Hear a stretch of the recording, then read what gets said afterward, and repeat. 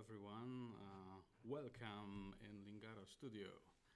A small experiment. We have a fifth week of Google Analytics, not Google Analytics, but Google Cloud Next conference happening online. And on the fifth week, the main topic is data analytics. Plenty of interesting videos showed up yesterday evening of our European time, and I thought it will be a little bit sad to watch that alone, so I came up with the conclusion that a small watch party will be a good setup.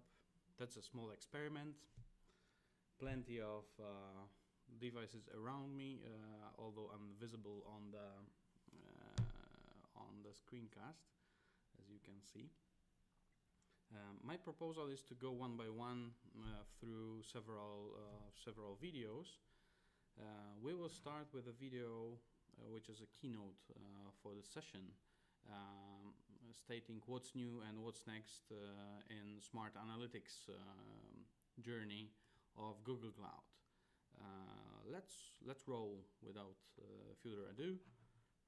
I'll switch to a video and we can get that watching for 15 minutes now.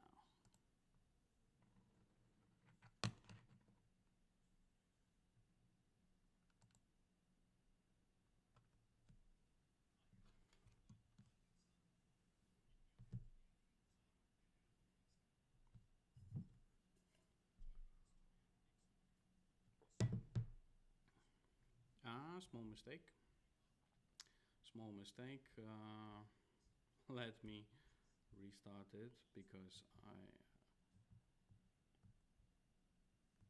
I already see this rolling, but you still see me instead of video.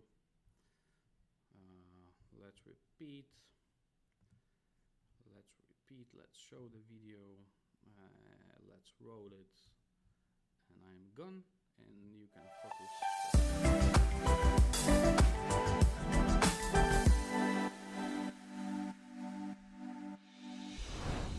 Hi everyone, I am Debanjan Saha, VP of Engineering and GM of Data Analytics at Google Cloud. Thank you for joining us today at Next On Air. This week we are going to focus on data analytics. I'm going to kick it off with an overview of our portfolio, highlighting some of the new product launches. I'll also talk about our strategic priorities and what's next for data analytics at Google Cloud. Throughout the week, you're going to hear from my teammates about our roadmaps and under-the-hood technical details about our products. We'll also have our customers and partners telling their stories about their data journey with Google Cloud. So let's get going. Big data is in our DNA. In fact, it is part of our mission statement to manage and organize world's information. There are many Google products that handle massive amounts of data. Over the past 20 years, to support these products and their users, we have built a powerful data analytics platform. This platform is now available to all our cloud customers. Our data analytics platform offers a comprehensive set of analytics services, everything from data collections to processing, analysis, and activation. In the last year, we have added a number of new services. Cloud Composer, our workflow engine, Cloud Data Fusion, a visual ETL system, Cloud Catalog, our metadata management service. I'm also really excited to have Looker join our family. Our existing products like Bigquery, Dataflow, and Dataproc added exciting new features. Now, good tools are only one part of the story. Without data, analytics is not very meaningful. And that's why we spend a lot of time making sure data is readily available to our customers.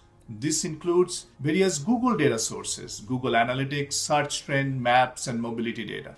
Data from various operational databases in Google Cloud, Cloud Sql, Bigtable, Firebase, etc. Data from external sources, as for example, SaaS and third-party applications like Salesforce, Adobe, and SAP. Ready availability of valuable data is a big reason why customers come to Google Cloud for their analytics needs. Well, we have the tools, we have the data. How do we translate that to drive business outcomes? And do that quickly. That's where solutions come into the picture. we are codifying common use cases in various different industries into solution blueprints. Customers can begin their journey with these blueprints and build custom applications and solutions in a matter of days, not months. This accelerates time to insight and time to value. For example, we have put together this solution blueprint for Google Ads and marketing platform activation using Bigquery and its built-in ML functions, and Looker using a variety of data sources available in Google Cloud. We have many more examples like this. Here is a list of various solutions in various industry segments that we are working on. Solutions are a high priority for us and a major area of investment. Let me now talk about our strategy going forward. Our vision is to build an enterprise-class analytics platform, an analytics platform our customers can depend on for their most demanding mission-critical workloads. And we want our platform to be open, intelligent, and flexible. Let me walk you through this. Why open? Well, our customers don't want to be in walled gardens. They want choice, both first-party and partner services. They want portability so that they can move into cloud easily and migrate out if they want to. They want support for hybrid and multi-cloud. Speaking of multi-cloud, in a recent Gartner survey, 80% of public cloud users indicated that they use multiple cloud providers and will continue to do so. As you know, we are a big proponent of multi-cloud and believe that multi-cloud is the future. That's why I'm really excited to have Looker join our family. It is truly a hybrid and multi-cloud business intelligence platform that runs on Google, AWS, Azure, and also on-premises. Looker helps you create semantic models and data API on all your data across clouds and on-prem. You can use this to build interactive dashboards, custom workflows, and applications. I'm also really excited to introduce Bigquery Omni. Many of you use and love Bigquery, our flagship data warehouse. You have asked if you can make it available on AWS and Azure. Well, consider your wish granted. Bigquery is now available on AWS for customer testing, and it's coming to Azure soon. With Bigquery Omni, we are breaking down the data silos. No matter where the data is, Google, AWS, Azure, you'll be able to query it using the same familiar Bigquery Ui and standard SQL. Powered by Anthos, it is the first fully managed multi-cloud data warehouse from a major public cloud vendor. Everyone wants to use intelligent services infused with AI/ML. We have some of the most advanced AI/ML technologies in the world. What is unique about our approach is that AI/ML augmented analytics is that we make it seamless. That is, we seamlessly integrated most sophisticated AI/ML technologies into our systems, tools, and processes so that users don't have to learn anything new to take advantage of them. It is a huge plus for the adoption of AI/ML. Let me give you an example. Let's take a look at Bigquery ML. It allows you to build custom ML models using standard SQL with data already stored in Bigquery. So data analysts can build sophisticated models and use them for inferencing using simple SQL without having to learn anything new. How awesome is that? We are taking it a step further. We are using these models to build solutions that solve real business problems, like recommendation systems, customer segmentation, anomaly detection, and forecasting. One of the solutions we are launching this week is Anomaly Detection. It has use cases in different industries, as for example, flagging fraudulent stock transaction or money transfer in financial industry, detecting odd traffic patterns between a pair of sender and receiver in telcos. Flexible. We have a diverse customer base. They are in different industries, have different use cases and different business models, and they want choice. And they want flexibility in how they use our product, flexibility in pricing models. We want to meet our customers where they are. Let me elaborate with an example. A lot of our customers use Bigquery. Their use cases are different, and so are their access and analysis patterns. For example, data scientist wants to access data stored in Bigquery directly using the storage API. Data analyst likes the SQL interface. Business analysts access Bigquery through their favorite BI tool like Looker and Tableau. We have now added a natural language interface to Bigquery. This is the kind of flexibility our customers are looking for. I'm really excited about Data Q&A. All business users, As for example, agents in call centers, traders in stock exchange will now be able to use the power of BigQuery. It is true democratization of analytics. We talked about a lot of cool things, but those only matter if the platform is dependable.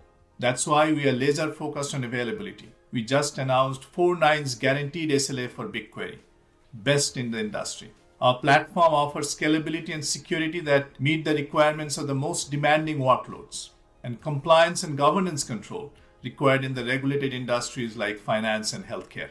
But the best testament to our proven dependability is the adoption of our services by our customers. The largest enterprises in every major industry segment use our analytics services.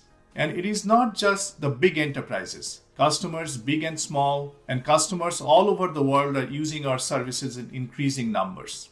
But instead of me talking about our customers, let's hear from one of our very important customers. I am pleased to introduce to you Vittorio Cretella, CIO of Procter & Gamble. Vittorio, first of all, thank you very much for joining us to share a bit about your data story. Could you introduce yourself first though? Sure, and thanks for having me here at the next on-air Demanding. My name is Vittorio Cretella.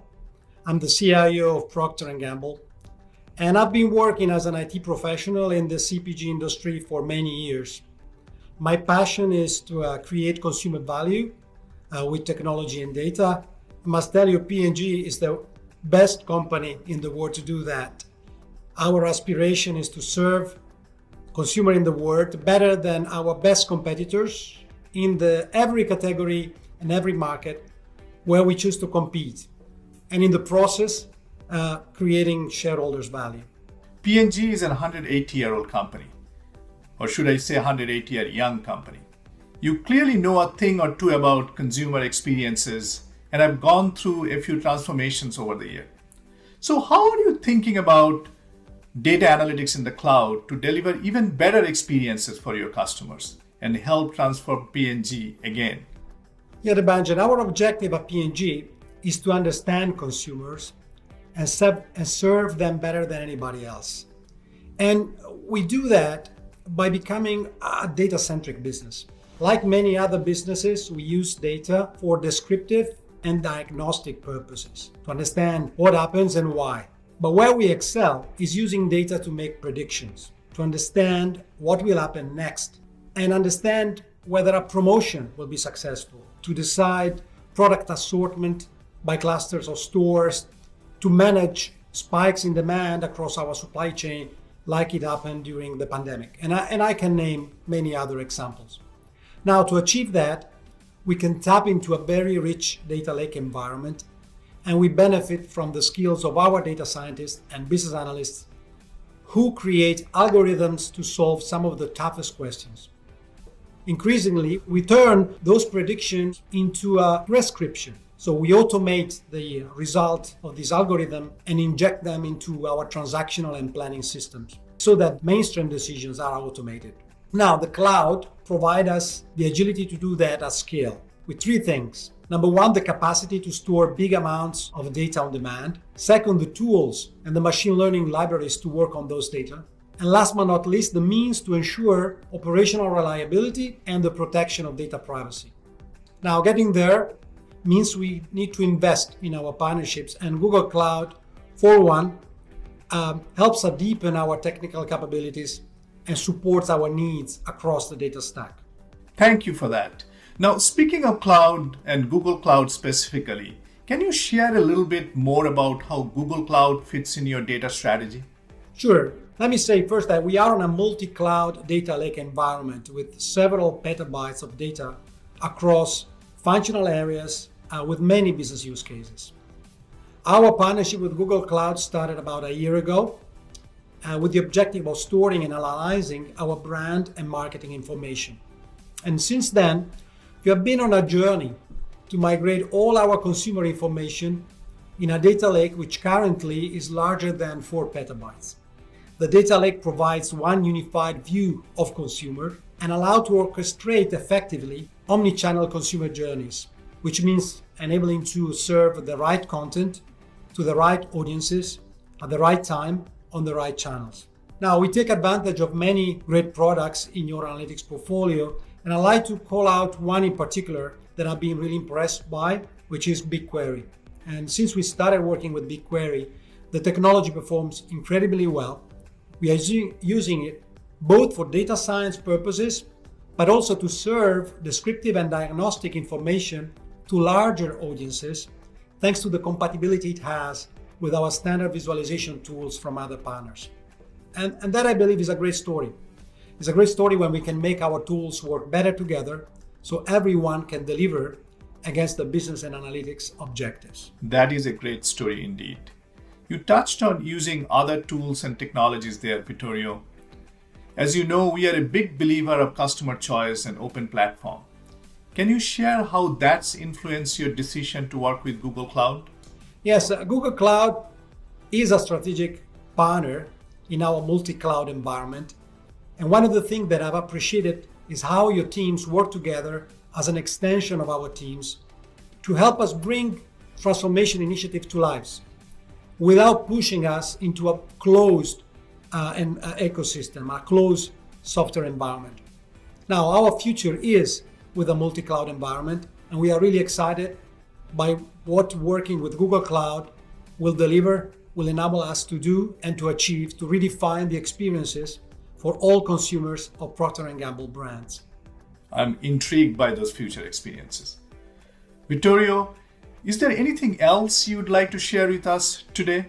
Well, I believe you'll see more and more examples of connected products where our consumers opt in to share information and receive in exchange personalized and services and advice. And I'm sure you're familiar with some of them, such as Lumi by Pampers, the sleep routine system that helps parents to track day-to-day developments and monitor their babies 24/7, or the Oral-B IO series toothbrush that has a unique and very effective brush head design, but also shows you how to effectively improve your teeth cleaning routine. All this is made possible by data, including the information we safely store on Google Cloud. And things will evolve. It'll be interesting to see how. Indeed, it will. Thank you for joining us for Next On Air, Vittorio. It goes without saying, we very much appreciate your time and your partnership. Thank you. Thank you, Debanjan. It was a pleasure. Have a safe and productive summer. Just to wrap up, throughout the week, we are going to cover different aspects of data analytics services in Google Cloud and how we are building a platform that is open, intelligent, and flexible. Please tune in and participate in the 40+ breakout sessions from Googlers, our customers, and partners. Thank you.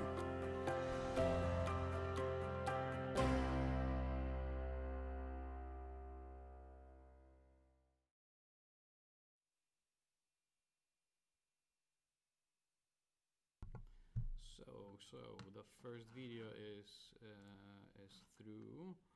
That's the major announcement from the head of the topic. So now we know what's new and what's next in analytics.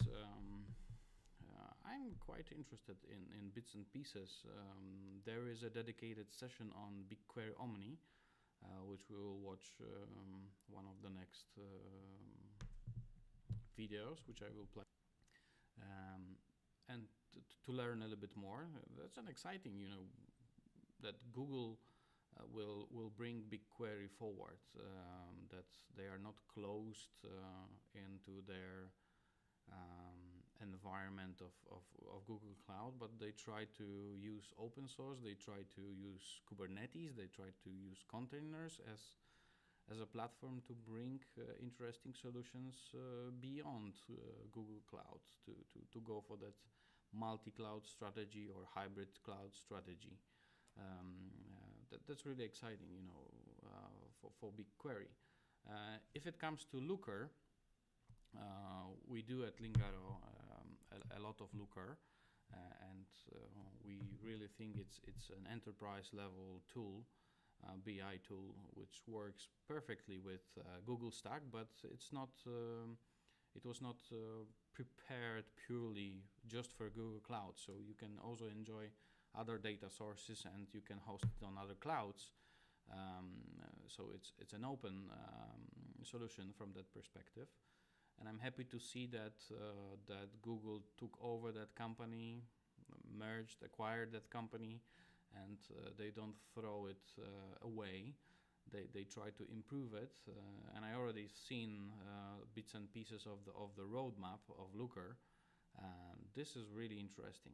This would probably, that's my hope, or that's my understanding. This will a little bit shift the gears on Gartner Magic Quadrant for BI tools, in my opinion,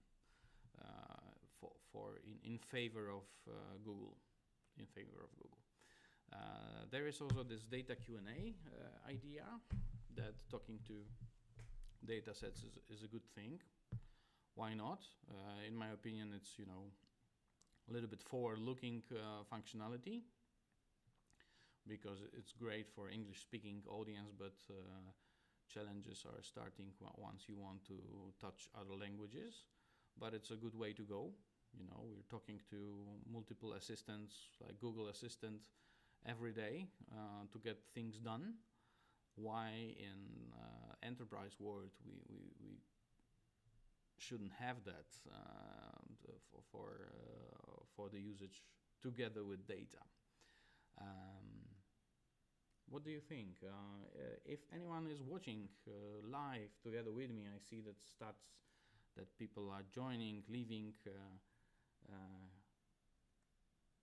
Show up in comments, raise your hand, press the button. Even if it's a friend of mine, I'm grateful that you wanted to see me and see the story. We will continue, I think, until 1 p.m. my time, as then I have a sharp end because of customer meeting. So we will try to squeeze as much as possible of these videos. And on the list of the videos, next one is Smart Analytics, deep dive on the roadmap, where chief of Smart Analytics stack from Google will share how they envision next steps and the newest features currently available either in beta or already useful for the wider audience. Next one will be what's new in Bigquery. Then we will see Bigquery Omni, then data Q&A, and Looker roadmap. And let's see how this will go with time, but maybe we'll end there, and I share with you a list of next videos where to find them. And in general, I'm sharing videos which are presented on Google Cloud Next conference site. So I really encourage you to go there. Maybe I should show where it is. Just a second. Google Cloud Next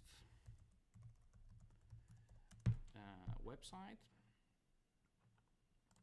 Google Cloud Next on air.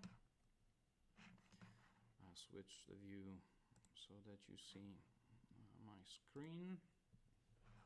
So cloudwithgoogle.com, just Google for Google Cloud Next conference. You will see multiple weeks of content. Nowadays we have week of fifth week focusing on data analytics. So this which grabs my attention the most. I work for a partner. I work for Lingaro. So Lingaro have also access to Partner Summit, but that's not relevant to you. A small guide here on the site. First of all, you have to go to sessions, pick up week 5, and then by filtering, and the best filter is to limit to one single region, because if you click APAC, Japan of LATAM, Then you get Spanish, Japanese, Korean language videos on the list. But you should focus on probably on English version. So Northam will help it. I have to unclick Partner Summit because some of the limited access invite only videos are there. And you have here plenty of videos. In particular, I think it's like more than 40. I picked up with some Googlers hinting me which ones to pick. I've picked up some of the interesting ones. Let me show you. Let me show you what's the list on my LinkedIn account, where you probably found the info on the stream. I wrote an article, and in this article, let me move it to this side. On this article, there is a list of videos which we are planning to use and walk through. What's new? That's already behind us. Debajan Saha, Vice President for the data analytics staff from Google, was explaining bits and pieces. Interesting story from Procter & Gamble, how they use potential of Google Cloud to work on omni-channel analytics and customer analytics better. We will now jump into deep dive for the roadmap of all of the components which you see here, then what's new in BigQuery, and we will follow up with the rest. So let me prepare another video for the screen, which would be Smart Analytics Deep Dive on the Roadmap. Gentleman called Sadir Hsbc will share. He is a director of product management for data analytics, so a gentleman worth following up on bits and pieces of what's new. So go and find him on social media. It's worth following up because he will always bring the newest info online first. So without further ado, let's roll it.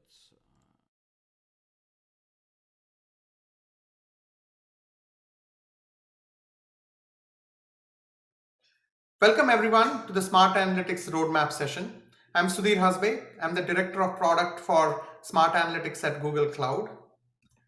Data across organizations is growing, and then organizations need a very strong analytics platform to leverage this data, create insights, and make real-time decisions on top of this data. At Google Cloud, we are a data company. We basically collect massive amounts of data. We leverage our machine learning and AI capabilities to generate insights from them and power our products. We have more than 9 products. We have 9 products that have more than 1 billion users that use it every day. At Google Cloud, we have also seen convergence of a lot of these technology trends. We have seen organizations are breaking down data silos between data lakes and data warehouses. As organizations are moving to cloud, they want to be able to interoperate between all of these data assets that have been created. Second, we're seeing organizations focus a lot more on real-time decision making.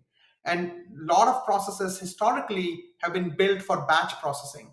And this transition to real-time processing is requiring organizations to think about how do you go ahead and build consolidated solutions that can run on both real-time as well as batch data. And then finally, analytics and AI, merging these concepts. Like data scientists are spending 80% in some studies on data preparation, and analysts are trying to go ahead and do predictive analytics on top of data that they have. And convergence of these different users within organizations, use cases is also becoming a norm now. So at Google Cloud, our vision is to go ahead and provide you with an enterprise class data platform that is proven to be dependable. We at Google actually have services that are built for scale, built for availability. So we want to bring that same kind of rigor to our data platform. The other thing is we believe in open and flexible capabilities. We are also leveraging some of the intelligence capabilities with AI, ML, embedding it within our products. So we want to provide you with this end-to-end smart analytics platform that allows you to go ahead and get more value out of your data. So what is the platform Entail? You can go ahead and collect massive amounts of events in real time or in batch with the platform. Organizations like Spotify are collecting events. Every time you play a song, the event gets collected across the globe using PubSub. They process the data through Dataflow, which is our streaming service that allows you to go ahead and do stream processing as well as batch processing. You could also use Dataproc, which is managed Hadoop and Spark environment with similar kind of data sets. And then you can use BigQuery for large scale analysis. In addition to that, we have launched migration service that allows you to easily migrate from your traditional data warehouses to BigQuery. We launched Data Fusion. It's a data integration service. Visually, you can create data pipelines end to end and then go ahead and deploy it on GCP. We went GA end of last year, and we have seen tremendous interest in this from customers across the globe. Data Prep is a data wrangling service. It's a partnership with Trifacta. It allows you to go ahead and do zero code data wrangling or data preparation. We are also going to have a couple of new SKUs that are being launched for data prep as we go into this year. The other thing is also from a storage perspective, you can leverage BigQuery or Bigtable. A lot of organizations use Bigtable as their backbone for high throughput data sets, like when you need it for your e-commerce website and all. And organizations use BigQuery for large scale analytical data sets. It's a analytical store. And then you can use BigQuery for analysis with SQL. It has various different capabilities in SQL. And then like things like Bi Engine, which is our in-memory technology, embedded machine learning. So you can create machine learning models with like just a couple of lines of SQL. And then you can also use Spark with Dataproc. A lot of organizations like using Spark ML for machine learning models and all. You can do that with Dataproc. And then finally, to take actions on top of your data, you can use Looker. Looker is a great addition to our platform. We'll talk more about that later in the presentation. Connected Sheets. You can now leverage connected sheets like Google Sheets to leverage the power of BigQuery on the back end.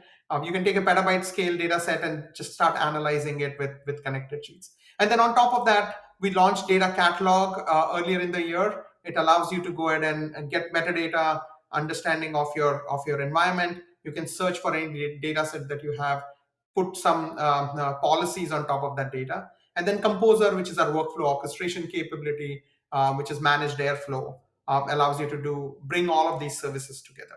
So overall, if you look at the platform, you can collect, you can process the data, you can store it in various different platform solutions that we have for different use cases. You can analyze it at scale, and then you can activate on top of that data, do different kind of activations.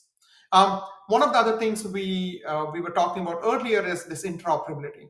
So at Google Cloud, one of our key value propositions is to go ahead and have this completely interoperable environment where you can have your data in a data warehouse or in data lake or in databases, and you can use the same BigQuery engine to go ahead and run queries across all of them, even Google Sheets.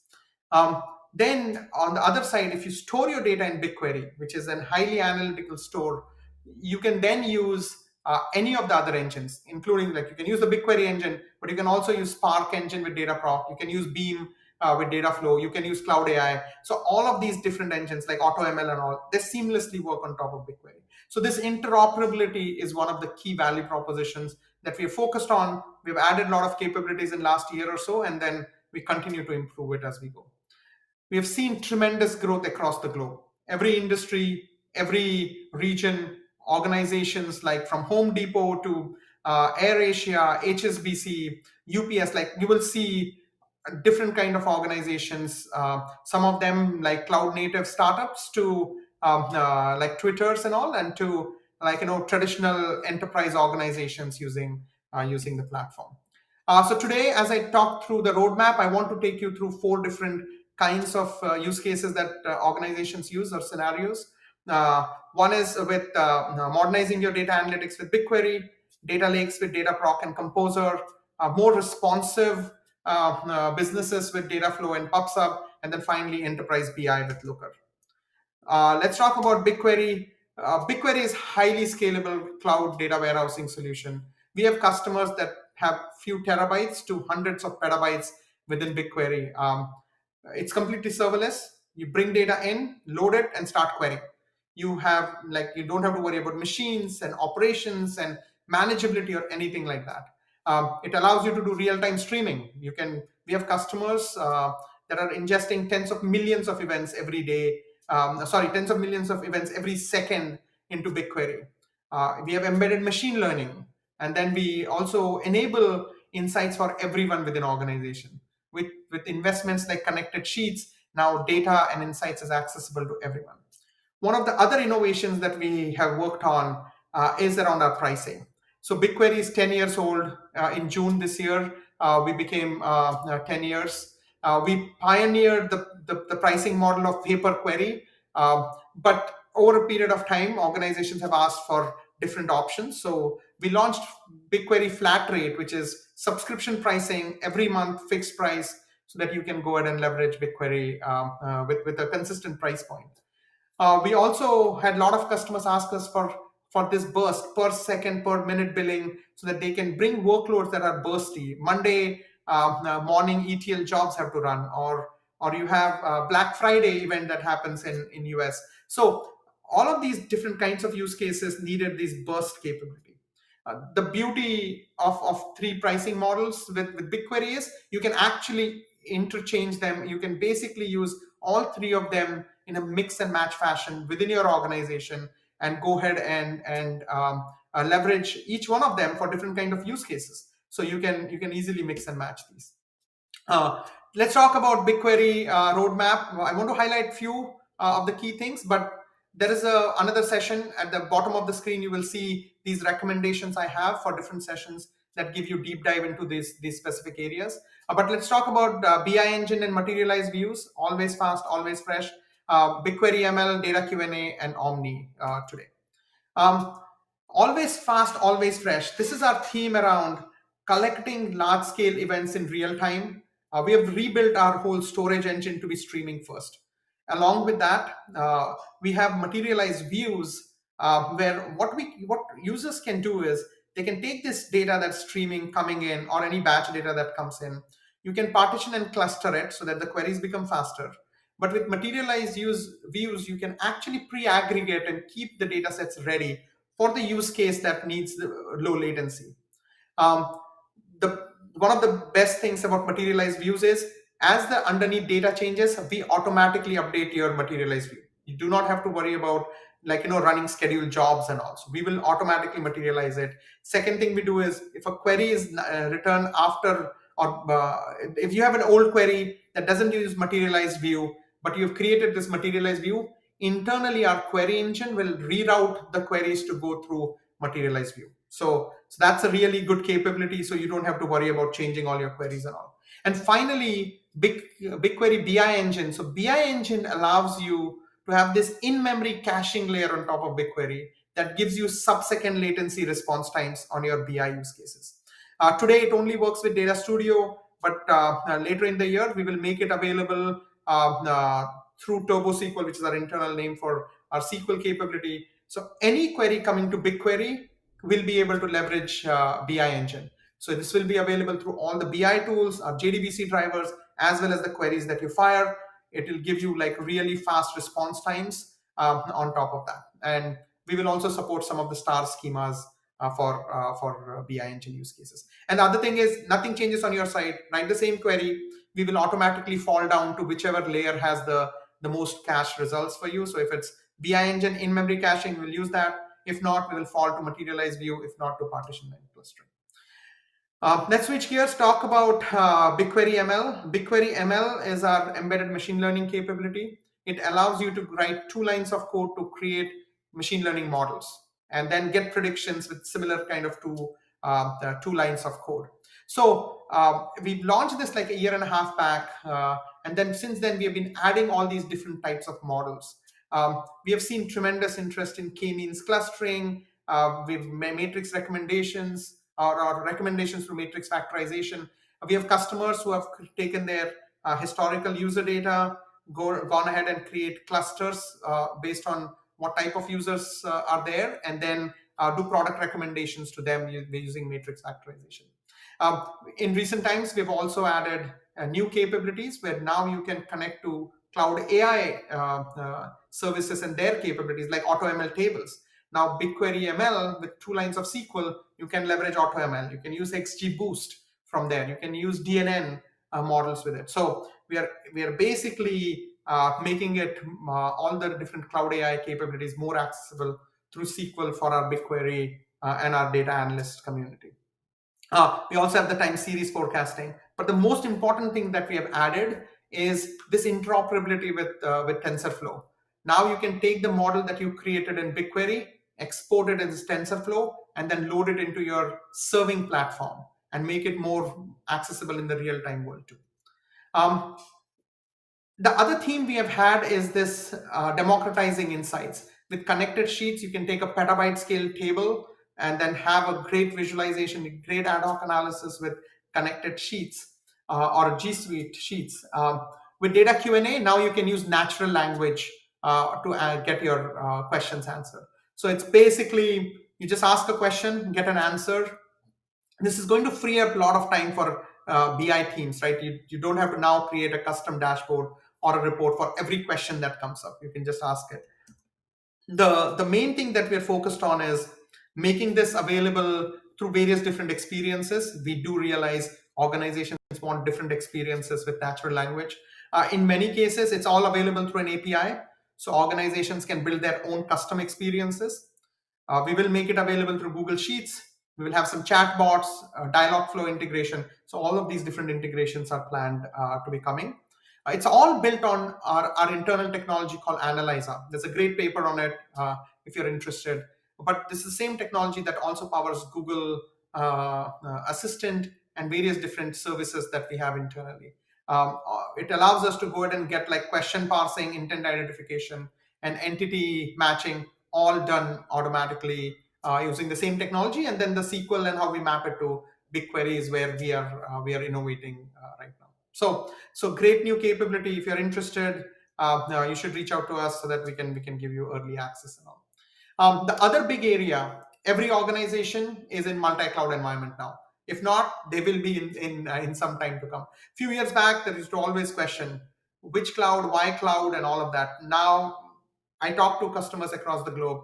Most of the questions that they ask is, what are the key capabilities in which cloud and how do I leverage them for their use cases? So Bigquery Omni is our ability to take some of our core capabilities with Bigquery and extend them into other cloud environments. So you will get the same experience. You still go to the Bigquery Ui, you still write the similar queries. You're just now accessing data on different clouds. So that's one main thing.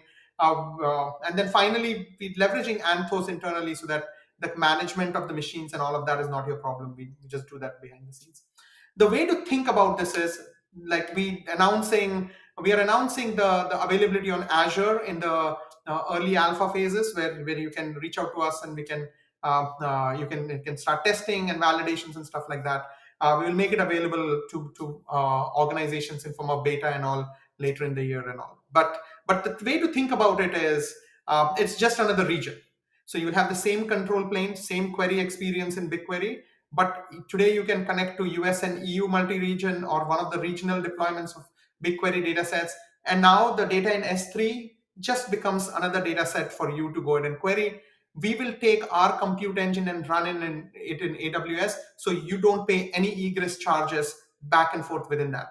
The only time egress will be involved is when you move that end result set that you have aggregates or something that you created. If you want to move it back into GCP, then egress will be there. But otherwise, you don't have to worry about any of that. All that is managed service. We take care of all of that stuff. AWS is available now, and Azure will be coming soon in coming quarters. So let's switch gears now and look at the second topic. We covered BigQuery from an analytics perspective. Let's go to data lake side of things. If you think about Google Cloud, some of the largest data lakes are running on top of GCP. And like customers like Twitter and Pandora, all of them run large-scale clusters on it and on us. And the reason is it's super fast, it's secure, it's managed, and it's cost-effective for organizations. And we do support managed experience around various different Apache projects like Spark and Hadoop and Scala and Presto and Druid and just pick one. Like we enable you to run Ranger, all of that. And also we have managed Airflow, which is available as Composer service that is there. Today I wanted to talk about few key roadmap items in this area. One is enterprise notebooks, second is Dataproc Metastore, and then analytics on Kubernetes. Again, more details in other session. We launched our Cloud AI notebooks in recent past, right? It's available. Organizations are using it across the board. You can have your personal notebook. You can create a team notebook with Kubernetes backed environment. But what we have launched now, it's in beta that's available, is our Smart Analytics framework. And what that is we are bringing all the big data capabilities, big data services behind the same Cloud AI notebooks environment and enabling you to run this on top of a Dataproc cluster. So basically, large-scale Spark jobs can now run on top of it. You just go and create a notebook from Dataproc environment, and then it's available. And then you also have the Beam notebook, and it also connects with like BigQuery, Dataflow, Dataproc. All of these engines become accessible to you from the same framework.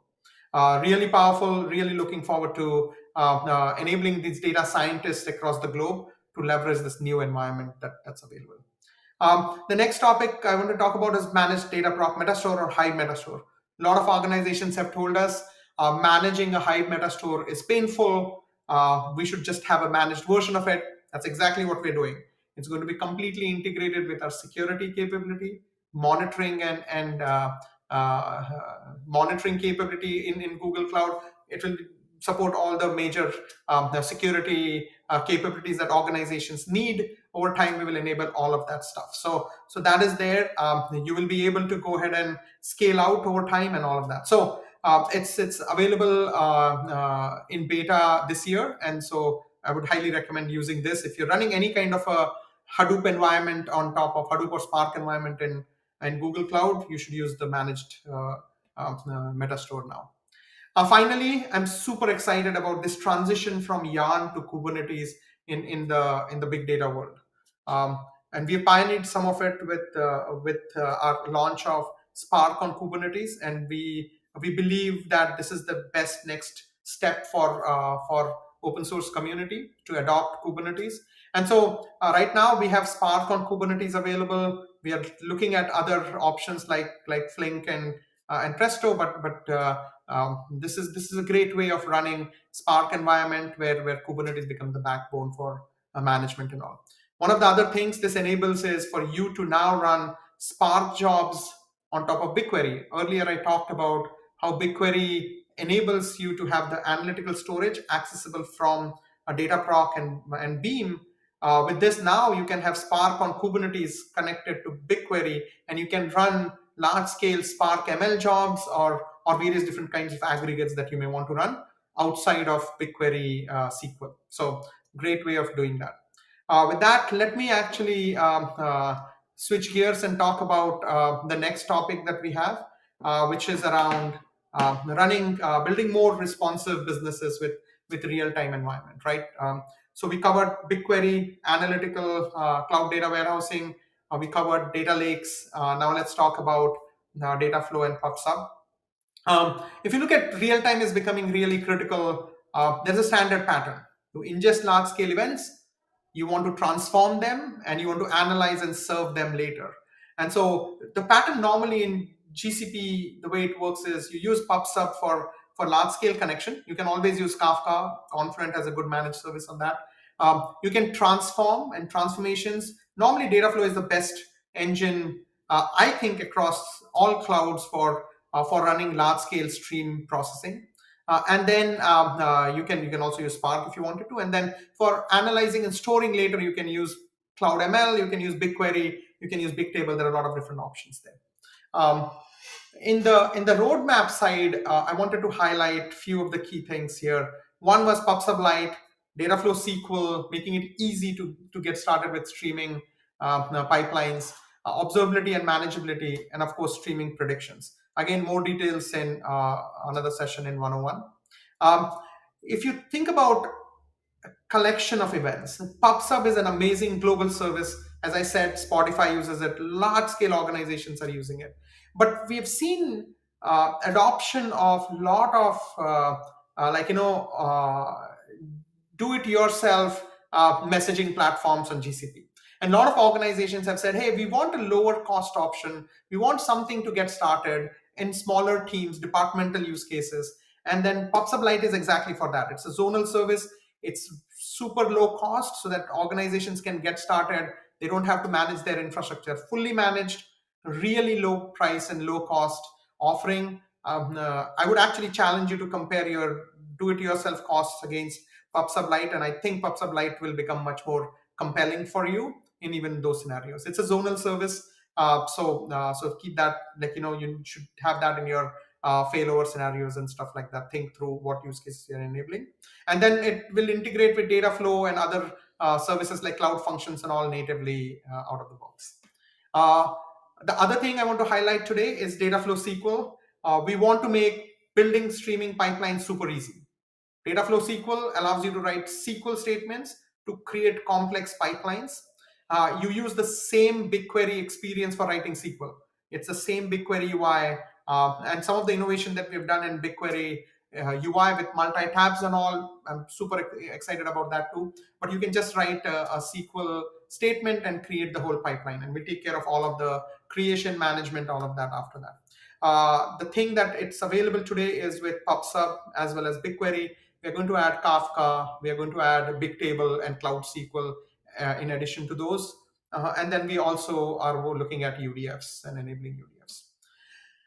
Creating pipelines, making it easy is great, but a lot of organizations want us to go ahead and make manageability and operational management of these pipelines really easy. So we just launched our observability dashboards early in the year.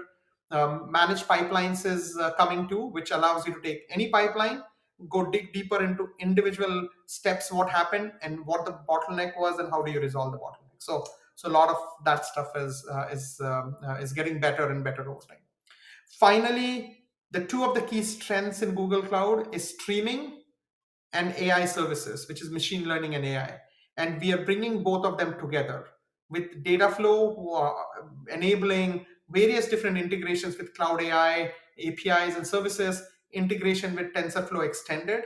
Now you can build streaming pipelines, which basically span from collect large amount of events, go ahead and transform them, do the prediction in real time, and then go ahead and serve it from a serving layer. We are taking, we're not just stopping at just base integration. We're going to have templatized solutions like Anomaly Detection, where you can take it, customize it for your industry, your use case, and then go ahead and use it. We have seen Anomaly Detection being used for fraud detection in financial services or e-commerce sites. We have seen that in network anomaly detection in telecom and all of that. So these standardized patterns and templates are going to help organizations to adopt it faster. Finally, we are also going to enable GPUs and TPUs through Dataflow pipelines. This has been one of the most asked for capabilities, so you will have that capability too. So we covered BigQuery, the data warehousing, we covered data lakes, we covered streaming analytics. Let's switch gears to enterprise BI and data applications. So Looker now is part of Google Cloud family. It's a great data platform that's available. Looker is based on this amazing semantic modeling layer. It allows you to define your common understanding of your metrics within the organization. And this is one of the biggest pain points for most of our customers. They basically have different, self-service BI enabled everybody to define their own dashboards, but also everybody to have their own definition of common of their metrics. So with Looker, you basically define your common metrics. This allows organizations to rally behind the common understanding of these key metrics. It also has this BI capability with great visualizations, great tooling for your dashboards and reports and all. So that's always there. Another thing it allows you to do is everything in Looker is an API. So you can build your own custom applications and custom use cases and workflows on top of Looker. Some of the organizations using Looker are like, you can't even see anything in Looker there. It's just an API, headless BI platform that you can go ahead and do whatever UIs you want on top of it. And then we've seen a lot of organizations use embedded Looker, where Looker gets embedded into other applications and all. It works with more than 55 different kind of SQL dialects, means different databases and data warehouses in the world, including BigQuery and some of the other cloud providers. Today, there's a long list of capabilities we are adding with Looker. There's a great session that will go in deep dive into that. But today I wanted to highlight the 3 key capabilities that we are enabling. Looker on GCP, integration with the BI engine, and then instant exploration. So first of all, making Looker available in the cloud console in GCP is one of our big priorities this year. What that will enable you to do is you can, with one click, get access to Looker, get started, and leverage the product. But one of the most important things is we are also focusing on all the key security horizontals that you all care about. Like you want CMAC and you want like a VPCSE. All of those different kind of horizontals, they will come over time, but that's part of being a Google service where we're focused on that. The second thing is better integration with BigQuery is, of course, one of our priorities. BigQuery plus Looker is an amazing combination. Like there's unlimited scale on one side and then great visual capabilities, but common APIs that you can use, semantic modeling layer. It's really good story together. And with BI Engine, our in-memory caching layer, you can now start bringing these two together and get sub-second latencies on most of your dashboarding and reporting use cases or different visualizations you want to go with. Finally, in Looker, you do have to start with a model, define it in LookML, and we wanted to make it very easy for organizations and analysts in organizations to go from BigQuery and start using the power of Looker. And basically what you will be able to do with the instant exploration capability is you can write a query in Bigquery Ui. With one click, you can get into visualization with Looker. You will be able to go ahead and add calculated fields. You can share those visualizations with your peers within the organization. And then finally, when you're ready to go to this higher level capability with enterprise capability with a governed BI and have this modeling layer that you want to customize, then you can go ahead and upgrade to that. But this starting off and getting started with Looker with BigQuery is going to become super simple. With few clicks, you will be able to go do that. We covered a lot of stuff today across cloud data warehousing, data lakes, streaming analytics, as well as enterprise BI and data applications. We have tons of more stuff coming. There are a lot of details that we have across the portfolio. In last few years, we've been leaders in every report that's come out from analysts. Forrester, this is a good one where for 2020 data management and analytics wave, we were the leader. Same thing with Gartner reports that have come out. And we're going to continue focusing on enhancing our products, getting feedback from you, making sure that we are working on the right priorities. There are also a lot of other sessions that the team is doing that you can get more deep dive across different aspects of the products and different capabilities that we have. We have 30 plus additional sessions with customer use cases, how customers and organizations are using the platform. So I will highly recommend viewing all of those. And finally, thank you for your time today. Really appreciate listening to our roadmap for smart analytics. Thank you.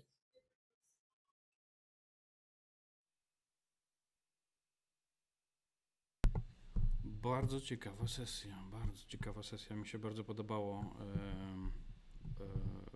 I really liked. Welcome everyone to What's New in Bigquery session. Let me pause, gentlemen, because that's another session. I forgot I'm speaking in English today, so there was a small Polish language check for some of you. So, how did you like it? I really see several interesting bits and pieces. Let me use my side notes, what was there. So, first of all, I think it will be appreciated by customers the way how they adapted recently pricing model for big queries, because the model pay per query is good, but not for all use cases. And in some use cases, people get scared that they cannot estimate the value. So a mix. I'm trying to get to that slide here away. So people are scared with single model, and it's nice that you can go for flat rate, you can go for flex shots, and pay per query, and all these three ways of payments can be mixed and matched to bring the best pricing for you, the best pricing for your BI setup with BigQuery in the background. As he stated. Another thing, it's nice that BI Engine will start to be like a transparent thing for your queries, because then it will be transparent for your BI, it will be more managed by Google, which will give another layer of speed for your BIs. And for sure, it will also give cost savings, in my opinion, because pre-caching of some of the results, like, every morning 100 of your users are looking at the same sales figures. Why the hell this query should run 100 times, and why you should pay for every of them asking the same question? This will bring the setup more to a setup that will reuse already given answers. So that's great. And he mentioned that some of the BI tools will integrate it. For sure, Looker will be probably first benefiting BI, but I also heard somewhere on the way that Tableau we'll try to use this mechanism.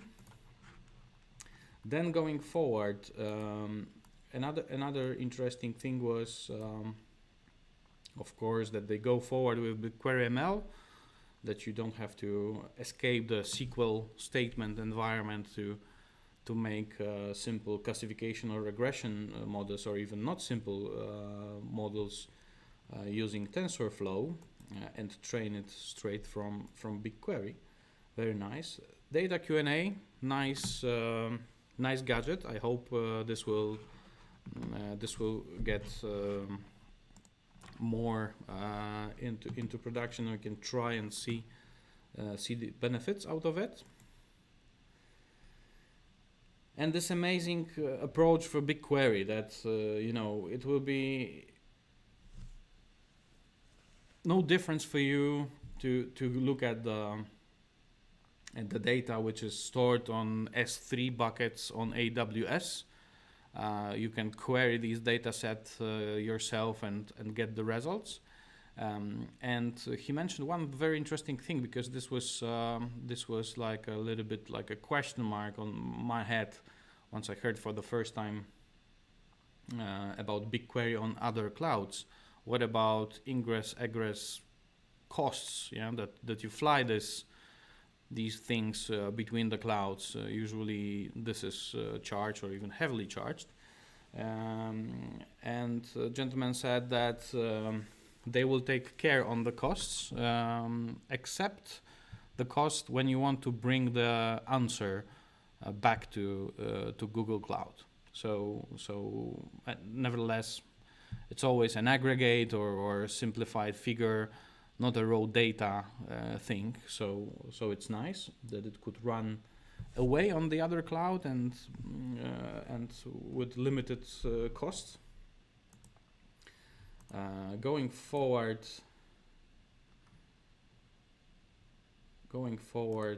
bits and pieces on like smart analytics notebooks. So if data science team is using infrastructure of Google notebooks, these notebooks will be able to run the workload on managed Spark, so Dataproc, which is nice, because then they can forget about issues of getting things productive or large scale. But they have to be cost conscious maybe sometimes.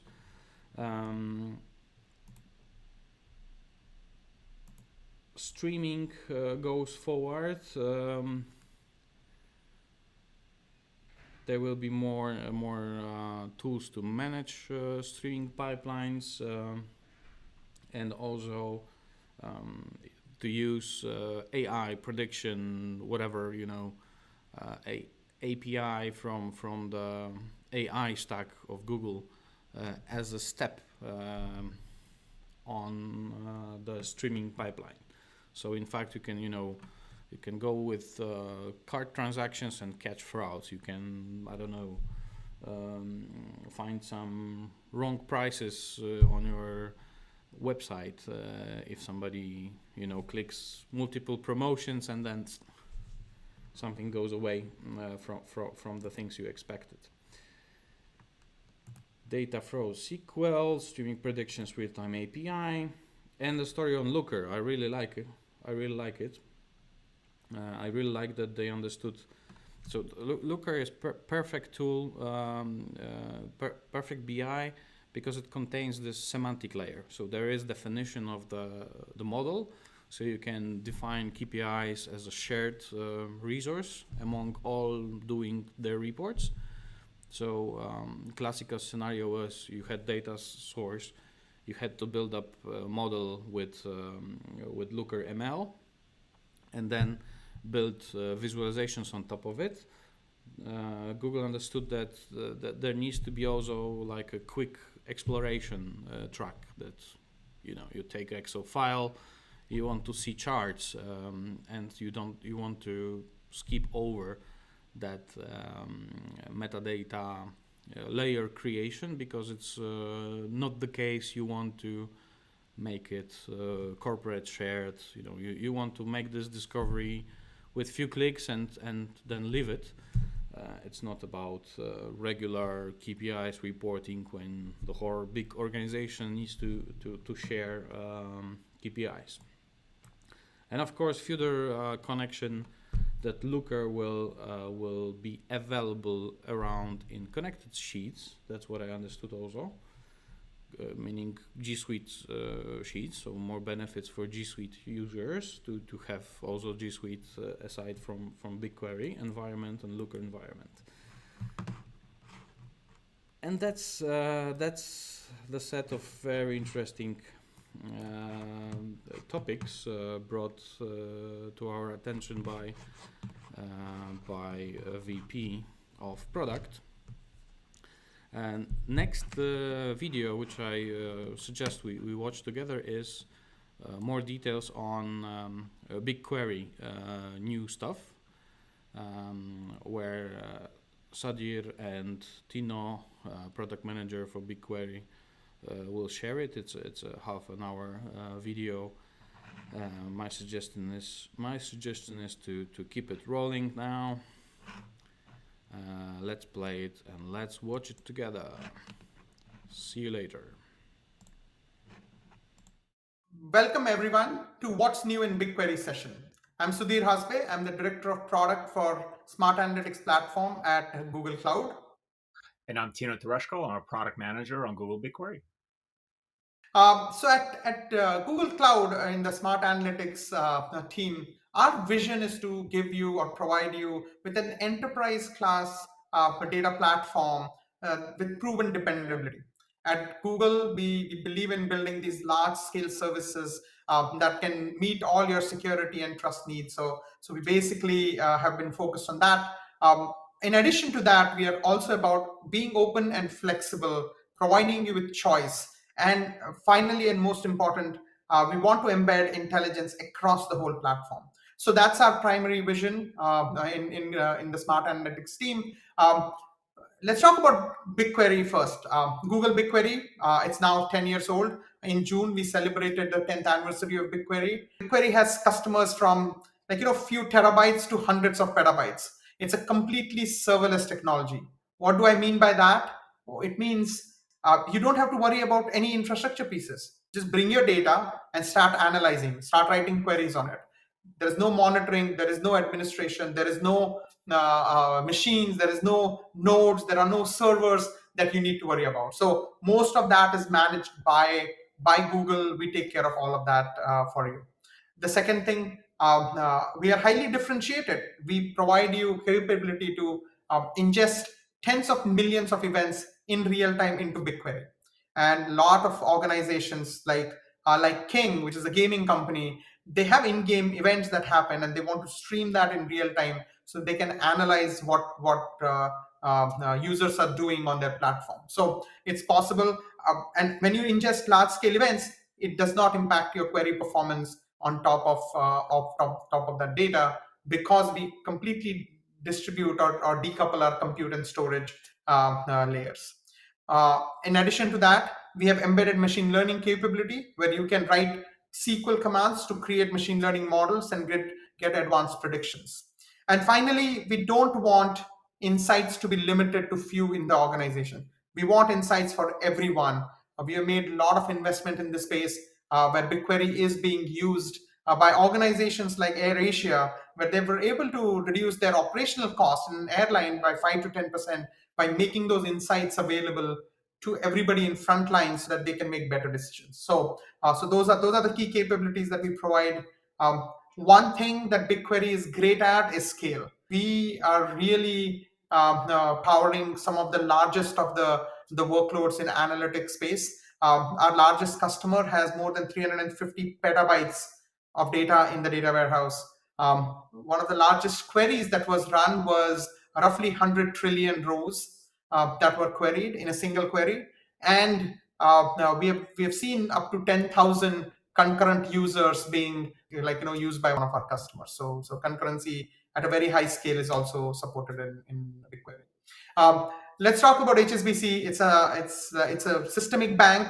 It's highly regulated. Hsbc uses BigQuery to run a lot of large-scale analytics for a lot of regulatory reporting and all. One of the key things that we were able to do by working with Hsbc is provide a lot of security capabilities in BigQuery, like CMAC, that's customer managed encryption keys, virtual private connect. So all of these VPCSC, all these capabilities we built with Hsbc.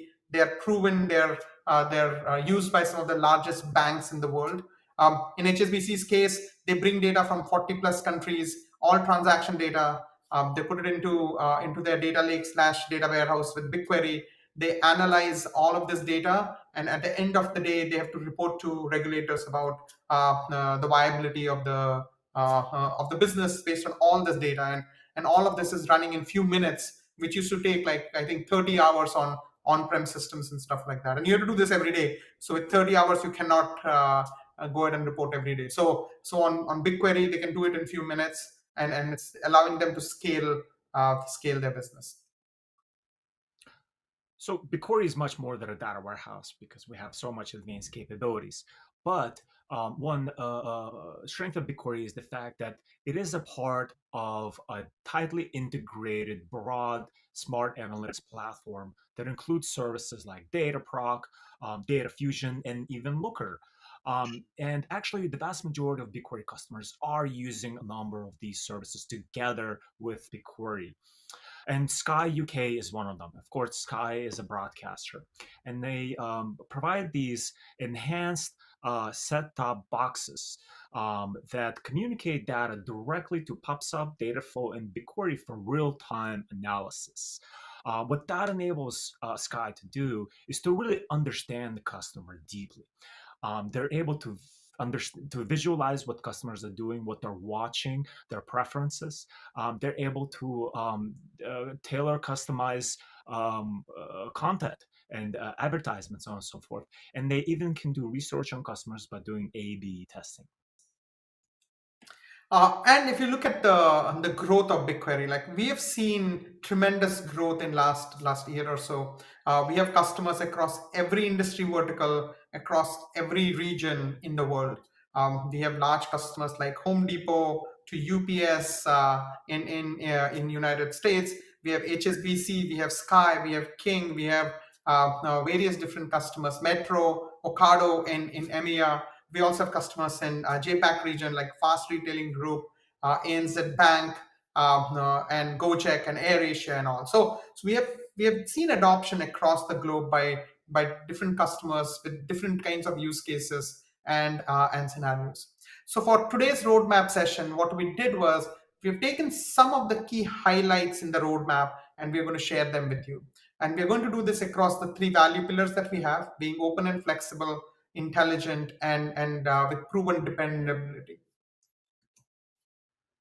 Let's start with proven dependability. Hsbc and Sky, of course, multinational corporations that put their trust into Bigquery to drive their business forward. So we really need to take care of our customers in this area.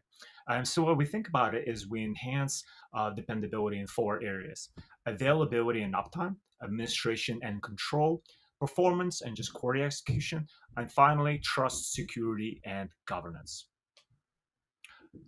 Today, we're announcing the fact that we are enhancing our SLA by an additional 9. So now there's 4 nines availability that we guarantee. Right? We're doing this free of charge to all of our customers. There's no special rates that you have to pay. The reason we're able to do this is because we have serverless architecture. It's very advanced, radically unique architecture that does guarantee against downtime in specific circumstances. So this 4 nines of availability is really only about 4 minutes of downtime per month, or less than an hour per day.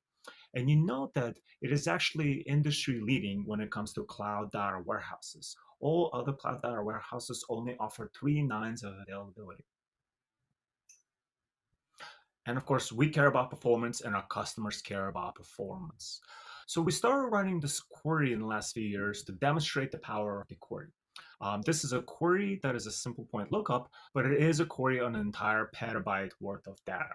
So in 2016, when we first ran this query, it executed in about 6 minutes and it scanned the whole petabyte. In 2018, a couple of years later, we executed this query in just 2 minutes, and it actually scanned about 400 megabytes. Today, if you run this query in Bigquery, you will notice that it takes about 4 seconds to run. And the best part of all is that you didn't need to do anything special. You didn't need to pay anything extra to start getting this better performance. We just upgraded your service for you seamlessly without any downtime, and you just got better performance. In fact, just in 2020 alone, from the beginning of the year, we've made major improvements to all the typical industry standard benchmarks. This is a TPC-DS benchmark, and we're looking at the geo mean of performance. So both for 1T, 10T, and 32 scales, we improve performance anywhere from 20 to 30%. And again, you just get this performance as part of using Bigquery. You don't have to do anything, and it just happens. So we have a number of customers in all kinds of areas. And of course, sports leagues and sports teams are taking advantage of Bigquery.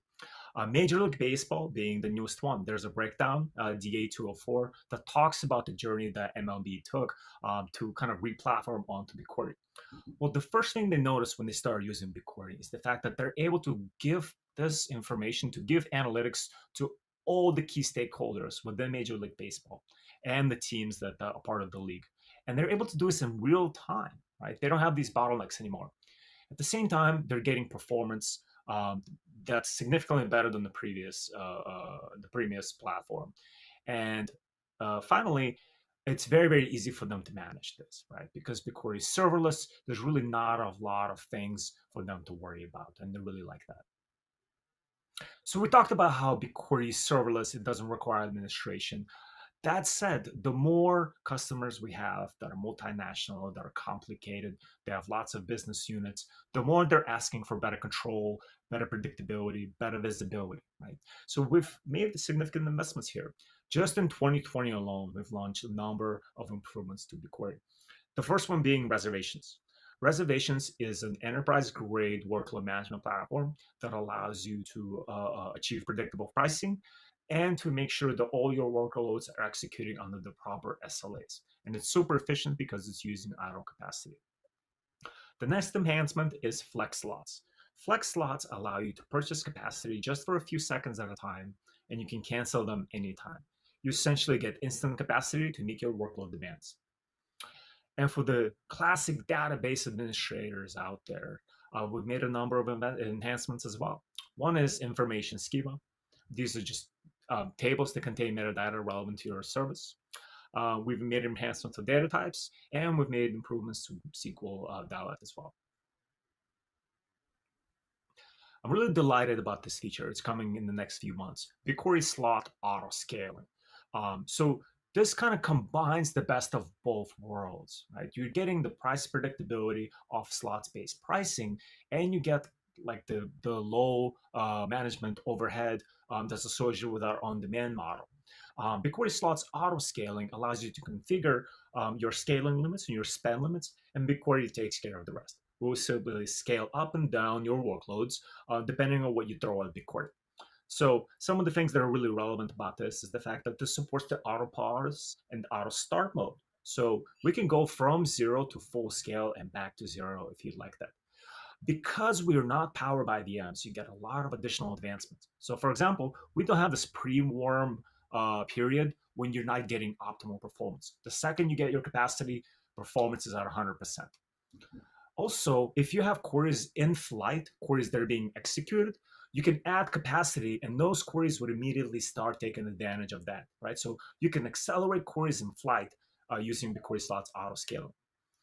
Because we don't have VMs, we're not powered by local disk, right? So we don't have those local disk bottlenecks. If you start running out of local disk, you start getting performance cliffs that are unpredictable. They're hard to monitor for and hard to document. We don't have such problems, right? We always have hot data for you. And finally, we kind of already talked about this in the SLA slides, but we can provide a high level of reliability because we're immune to individual node downtime. In fact, a huge portion of a data center can come down and you're not even going to notice that. The next feature we're launching in the administration in the next 2 months is admin panel UI. Now we have Stackdriver for monitoring, which is incredibly powerful, but our customers want us to also have Bigquery native monitoring capability. So admin panel will provide you with the ability to monitor your queries, your slots, your resources, your spend, your workloads, and your users right in Bigquery from Bigquery. This will have a real-time component to it, so you can see what's happening right this second, and you can go back in time several weeks and months. So how are you going to use the admin panel? Well, you're going to be able to figure out how your organization is using Bigquery in general. Who are your top users? What are the types of queries they're running? And you're also going to be able to perform real-time root cause analysis whenever things go wrong. Maybe there's a for loop that went awry. So you want to catch that and you figure out what's going on and move on. Customers always ask us, you have all these pricing capabilities, but how do I choose which model to use? Which one is the right one for me? And how much capacity should I purchase? So we're launching Bigquery Slot Recommender, With Bigquery Slot Recommender, we're going to run this intelligence, and we're going to send you insights automatically that will actually recommend whether you should be on the on-demand model or whether you should be on the slots model. And of course, we're going to do this without sacrificing your performance. So if we're going to tell you that there's a recommendation out there, it's going to recommend you to save money without actually sacrificing performance. So we talked about availability, we talked about administration, we talked about performance, but probably the most important aspect of BigQuery is its security, right? Our customers trust us with their data and their workloads, and we can't fail them. So we have a kind of a three-pronged strategy here. The first one is BigQuery is a part of Google, and Google employs thousands of the best security engineers in the world. They're working on security on custom hardware, networking, penetration, so on and so forth. And BigQuery gets to benefit from all of this innovation, right? That's the beauty of BigQuery. And that's the first pillar. So you just get a high level of security automatically with BigQuery. The second pillar is the fact that we're giving you a number of controls and configurations and services that enable you to customize how much security you want in your environment. Things like Sudhir mentioned, customer managed encryption keys, virtual private networking. But the key to this component is data catalog. Data catalog is a metadata management and discovery service that we launched recently. So imagine your data coming into Google Cloud. Data catalog can automatically index that data. Then the data passes through data loss prevention API and removes and tokenizes PII information and private and secure information. And then you can apply tags and policies to this data and grant access to the right levels of data to the right users inside of your organization. So it's a super flexible, super powerful platform for data management that allows you to really control how your data is exposed internally and externally. And the third pillar that's critical to our success here is the fact that we're working with all the relevant agencies to achieve these audits and certifications, right? So if you're storing medical data inside of BigQuery, you know you can trust us because we have HIPAA certification. If you're storing financial data inside of BigQuery, you know you can trust us because we have PCI certification. If you're doing business in Germany or Singapore, we have proper credentials as well. And with FedRAMP, we can do business with government. With that, now we talked about proven dependability. Let's switch gears, talk about the intelligence. One of our key capabilities in Google Cloud is, of course, our capabilities around machine learning and AI. And we're going to talk more about how we are enhancing our embedded machine learning capabilities that we are providing with BigQuery. We'll also talk about some real-time analytics improvements that we have done. But before that, let's talk about democratizing insights. One of our key value pillars in Google Cloud is we want insights for everyone. We want to make sure every individual person in an organization can get access to the insights that they want. So in this realm, the first thing that we are doing is our refresh to Bigquery Ui. A lot of our customers have been asking for capabilities in Bigquery Ui, like multi-tab editing. We are adding that. So it's now available for everyone to use. It's a really great experience where you can write multiple different queries, compare them, but more importantly, you not only write SQL for BigQuery, you can also write Dataflow SQL and create streaming pipelines with PubSub and Dataflow in combination with BigQuery. So it does allow you that integrated experience. It's a faster IDE. One of the other features I like is this autocomplete for me, so it can recommend or suggest what are the table or fields that I should be using and stuff like that. So a lot of innovation and investment going in that space. And the second thing, I'm super excited about this feature, which is connected sheets. Connected sheets is literally, think about Google Sheet in front of BigQuery. You can have petabyte scale data sets in BigQuery. You can use sheets to go ahead and create pivot tables, charts, functions, and custom calculations on top of the sheet. And then all of that actually runs on top of BigQuery. So it's best of both worlds, the great experience with great analytical engine. I personally use this every day. I have a 29 plus billion row table. I analyze data from that every day about our product usage, what's working, what's not working, and all. So really, this makes data at scale accessible to all analysts who can use spreadsheets within your organization. So really powerful tooling. But with that, we don't want to stop at analysts and just a few folks in the organization. We want to extend insights to everyone else in the organization. With that, we are announcing availability of data Q&A. Our data Q&A is natural language interface for BigQuery. You literally go ahead and ask a question, get an answer. It's as simple as that. There is no setup required on top of BigQuery for leveraging it. You just enable an API, pick the table that you want to go ahead and ask questions on, and we just make it possible for you. So you can just start leveraging it. We also believe that no one interface is the right interface for technology like this, right? I think organizations want to build custom workflows and custom experiences on top of such a technology. So we do have the whole API available for data Q&A, where organizations can literally build their own experiences. But from Google side, we will be integrating it in Google Sheets with connected sheets plus data Q&A. Now you have a very powerful experience. We will be providing chatbot experience. We will be working with a Dialogflow and various other experiences that we can provide directly, including Bigquery Ui will have a version of this. All of this is actually built on internal Google technology called Analyze.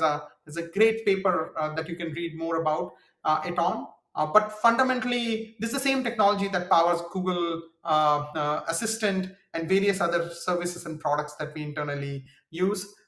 Analyze gives us ability to go ahead and do question parsing, intent identification, entity matching. All of that comes because of Google's investment in this space of natural language, conversational understanding and all. And we're just leveraging parts of that. We are on BigQuery side making sure that works really well with your custom data sets, and we can make it easy to go ahead and get started without doing that much of preparation and setup on your data sets. Let me switch gears, talk about embedded machine learning. One of the key values that we have in BigQuery team is we want to bring computation to data, not the other way around. We don't like moving data, copying data. That's not the best way of running large-scale analytics. And so in the same realm, 80% of time data scientists today are spending in data preparation, according to some studies. We want to avoid that. With BigQuery, what you can do is you can just use 2 lines of SQL to create machine learning models. You literally say create model name of type X regression, matrix factorization, whatever you want, and then give the input data set, and we will do everything for you on that. We do internal hyperparameter tuning. We take care of the whole system on the back end. When we launched a couple of years back, we only had regression and logistical and linear regression models. From there, we have come far ahead. We now support k-means clustering, matrix factorization. I've seen a lot of organizations use this in combination. They do customer segmentation using k-means clustering. They do matrix factorization to find products that we should recommend to those segments. And they basically done email campaigns and ad campaigns on it. So very common pattern. You can use this for. In addition, we've also launched time series forecasting. This is great for inventory optimizations and stuff like that. So we've seen a lot of interest in this model. But in addition to that, we have enabled Bigquery ML to be the SQL interface for a lot of our capabilities in Cloud AI. So DNN classifiers, XGBoost, and AutoML tables all are using Cloud AI platform services behind the scenes, and you still get the same consistent experience that you have. But most importantly, a lot of our customers said to us, hey, all these models, creating them easily and running batch workloads is great, but I would love to use these models in real-time predictions. How do we enable that? And so we have enabled you to go ahead and export these models directly into TensorFlow model. And so you can export it as TensorFlow model and then host it in any of the serving platform that supports TensorFlow, which will be ML Engine, Kubeflow. There are various platforms that are available that you can run this with. With that, we covered the democratizing insights, especially with data Q&A and connected sheets, embedded machine learning. The third area of innovation that we have spent significant amount of time is in real-time analytics. As I earlier mentioned, we have customers that are putting in like tens of millions of events per second within BigQuery. And just this year, we rewrote our whole storage engine from like a batch first mode to a streaming mode. So it's a streaming first storage system now, and we can scale to any of your needs. Tens of millions of events per second is without any problem. The more important is none of your queries will have any impact on performance because of that ingestion rate. So we can do tens of millions of events and give you the same query performance in the real time when that's coming in. The second thing is materialized views. When you have a lot of these data changes happening batch or in stream, you want to materialize your data set and views so that you can easily power the dashboards and reports that you may have. All of this is automated in BigQuery. Once you create a materialized view, as the underlying data changes, we persist it in the materialized view for you. What that means is you don't have to worry about scheduling these. You have to not have to worry about when was the last update made to the base table, but nothing like that. We will always keep it consistent. And most important is query rerouting. What that means is if you fired a query to BigQuery and you created a materialized view later and you had this historical query, we will automatically take that query. Our query parsing engine will realize that you have a new materialized view which can make the query run faster, and we will automatically leverage that. So that's there. It's available in beta for you to use now. BI Engine is another third investment in always fast, always fresh theme for us. BI Engine, we launched the BI Engine last year working with Data Studio so that we had an integrated experience. We wanted to test the technology, make sure it can scale to global needs and all of that. So I think that is there. It provides you a sub-second latency query capability. It automatically tunes your queries as they come in and all. But more importantly, in this year, we are going to extend that capability of BI Engine, which is our in-memory caching engine, to all the queries in BigQuery. So when the query comes in, it will be able to leverage BigQuery even from a standard BigQuery interface. In addition to that, all your JDBC, ODBC drivers will support it, and also all of our BI partners like Tableau, Looker, Sisense, Domo, Power BI, all of them will be able to leverage the BI Engine capability that we have. You just pick what your size of cache is and everything will automatically work. And then and also one of the other things we'll support is star schemas so that all your BI workloads are taken care of. Extending that, if you really think from a stack perspective, you as customers today now have a choice. You can decide whether you want low latency or you're okay with relatively higher latency, and you can decide how much you want to use on the very hot data with caching with BI Engine, or you just want to create materialized view, which we will keep fresh all the time, or you want to just use partition tables or just go to the storage layer directly. So all of this is a choice that you have. But you write a query, we will automatically first try BI Engine. Not there, go to materialized view. Not there, go to partitioning and clustering. If not, go to the core storage, however the data is stored. So that's the key thing that we've been working on. You will always get the best performance at the best price, so you can pick and choose what you care about. With that, we covered intelligence and proven dependability. Let's switch gears and talk about open and flexible. This is another big theme for us. We'll cover like BigQuery everywhere, flexible pricing, as well as data platform interoperability in this. Let's talk about BigQuery. BigQuery everywhere. We are introducing BigQuery Omni.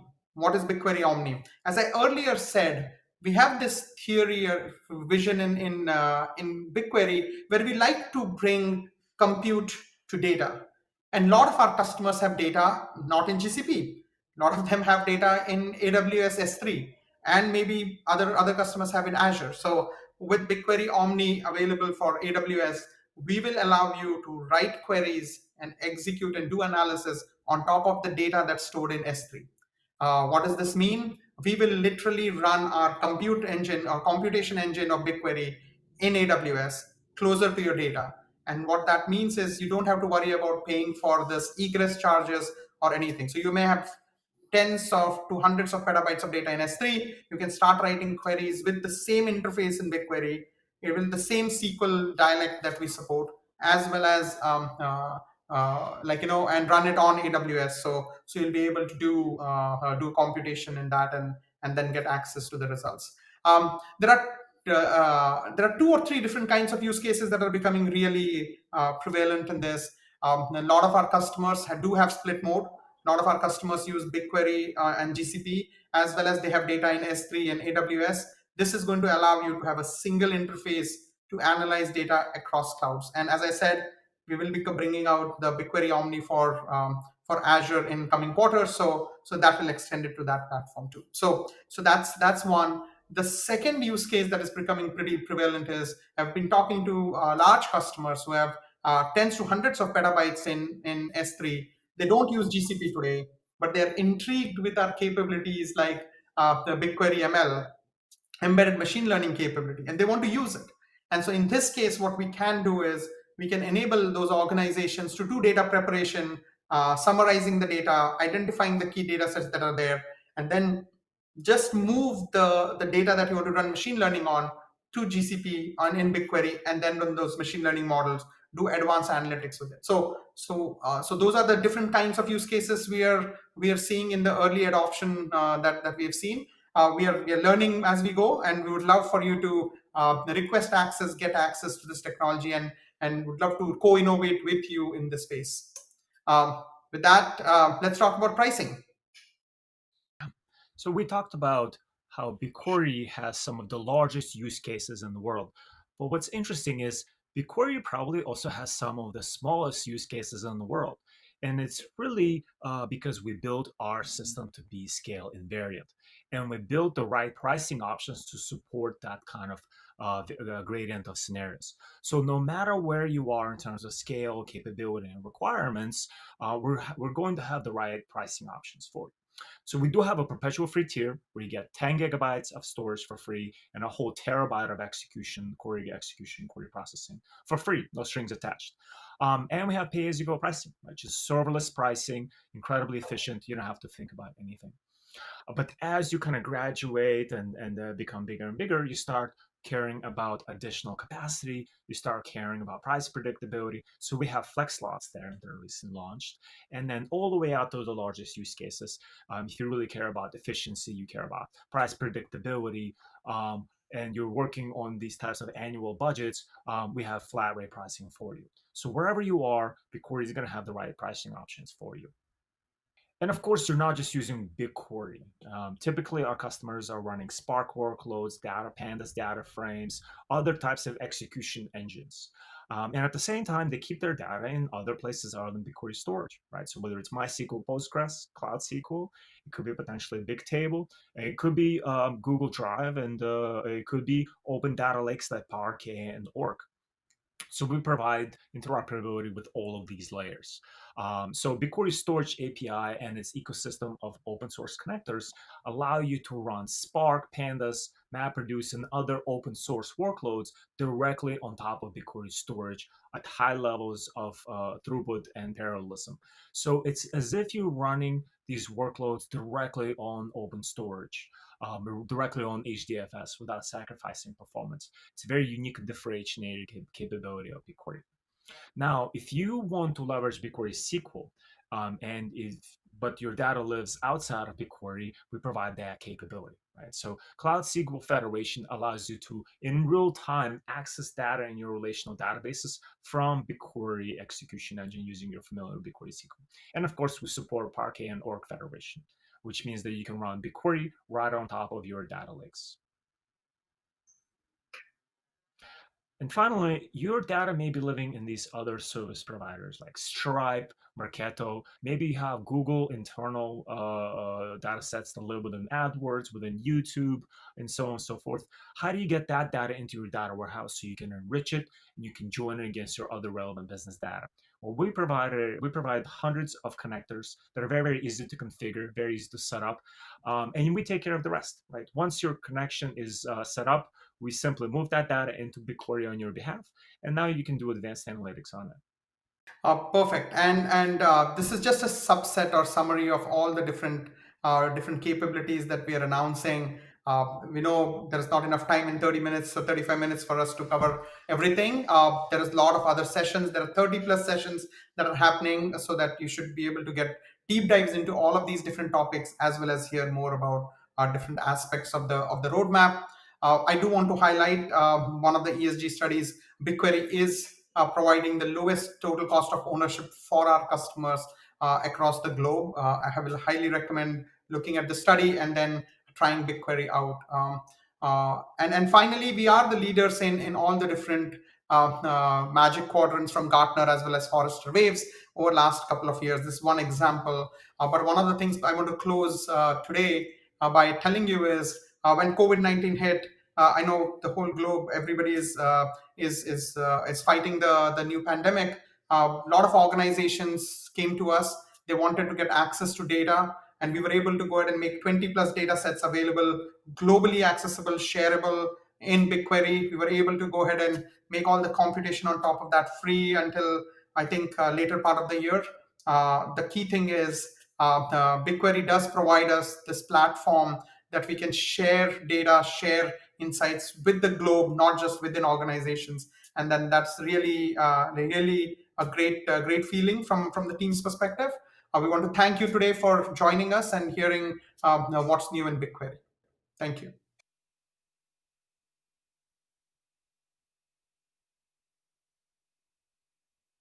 Let me unmute myself. Once more, very informative session, plenty of news. I don't know which ones you like the most, but let me go through them one by one with my list on the other screen. So first of all, Google with Bigquery is trying to beat the 99 game, meaning the SLA of Bigquery serverless environment for analytics is going with another 9 at the end. So example was that they will have 4.3 minutes of downtime in comparison to 43 minutes of their main competitors like Azure Synapse, Amazon Redshift, or Snowflake, which is a case for some of them, which is a case for some of the customers. Let's see if competition will match that sooner or later. But that's an industry-leading mark. Another thing which they announced is that you just sit and relax, and over time they try to improve. Let me switch maybe my view. That over time they will improve performance of Bigquery. You don't have to do anything. So they claimed nearly 20 to 30% improvement of Bigquery performance just in a couple of months of 2020. That's remarkable. That's of course converts into money also. This is really great, but that's a power, in my opinion, that's a power of serverless approach. Yeah, once you build up that solution with container in the core, you fine-tune the container stuff, you fine-tune the orchestration, and you have really huge impact because it scales across multiple nodes.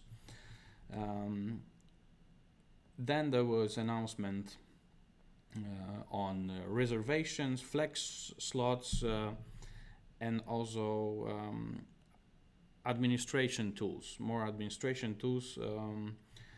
So now you could have an overview how Bigquery is consumed by the others. Clear dashboard probably giving you also overview on the costs, breakdown of the cost, query by query and stuff, so you can further optimize it. Very good. Automated slot management, auto scaling of slots. That's also nice because that's less maintenance for the admins. And admin panel, as I stated before, so you could monitor queries, usage patterns, some root cause analysis if something goes wrong from the new UI which is coming. Going forward, Google is claiming that you can trust them in multiple aspects of security. They have, in fact, one of the best security teams around the globe. Very interesting stuff is that that this team, I heard, is sitting in Warsaw and working from the Warsaw Google Cloud Development Center, R&D Center. But what they claim is that they are trying to go via multiple authorities certifications, that you shouldn't be scared even to keep medical data in Google Cloud and in Bigquery, because you can follow on requirements of such certifications with them. Then going into UI, I think I know where the inspiration comes from, but it's an important step to go to, is that Bigquery UI will get, you know, multi-tabs, autocomplete, some panel with tables and the data sets but structured as a folder list in a better way, so that the developers can stay in the GUI, which is served by, you know, website of Bigquery, and enjoy the development easily. Amazing stuff with Google Sheets and, you know, querying petabytes just from Google Sheets. That's like maybe a little bit against my standards, because it's good for the organization to organize themselves and, you know, to make this analytics more into BIs than into spreadsheets. But we already know that it's hard to get rid of spreadsheet flexibility in the business, and they want to catch up with their G Suite spreadsheet capability, so that it interoperates with Bigquery and gives this benefit of, you know, going through billions of transactions and enjoying the pivot table, for example. Data Q&A, this was mentioned before, a natural language for Bigquery. I would love to experiment with that, and I will try to build that once it's in my hands. Build some natural language query for my Google Nest Hub. That's a screen with Google Assistant, so that in the morning I can ask Google, what's the expected air pollution for today? Because then you can, I have some air pollution sensor in front of my home. It's collecting the data. You mix it with weather data, you bring it to Bigquery, you run Bigquery Ml on top of that with the help of our data science team, who in fact approach already this forecasting, air pollution forecasting topic with machine learning.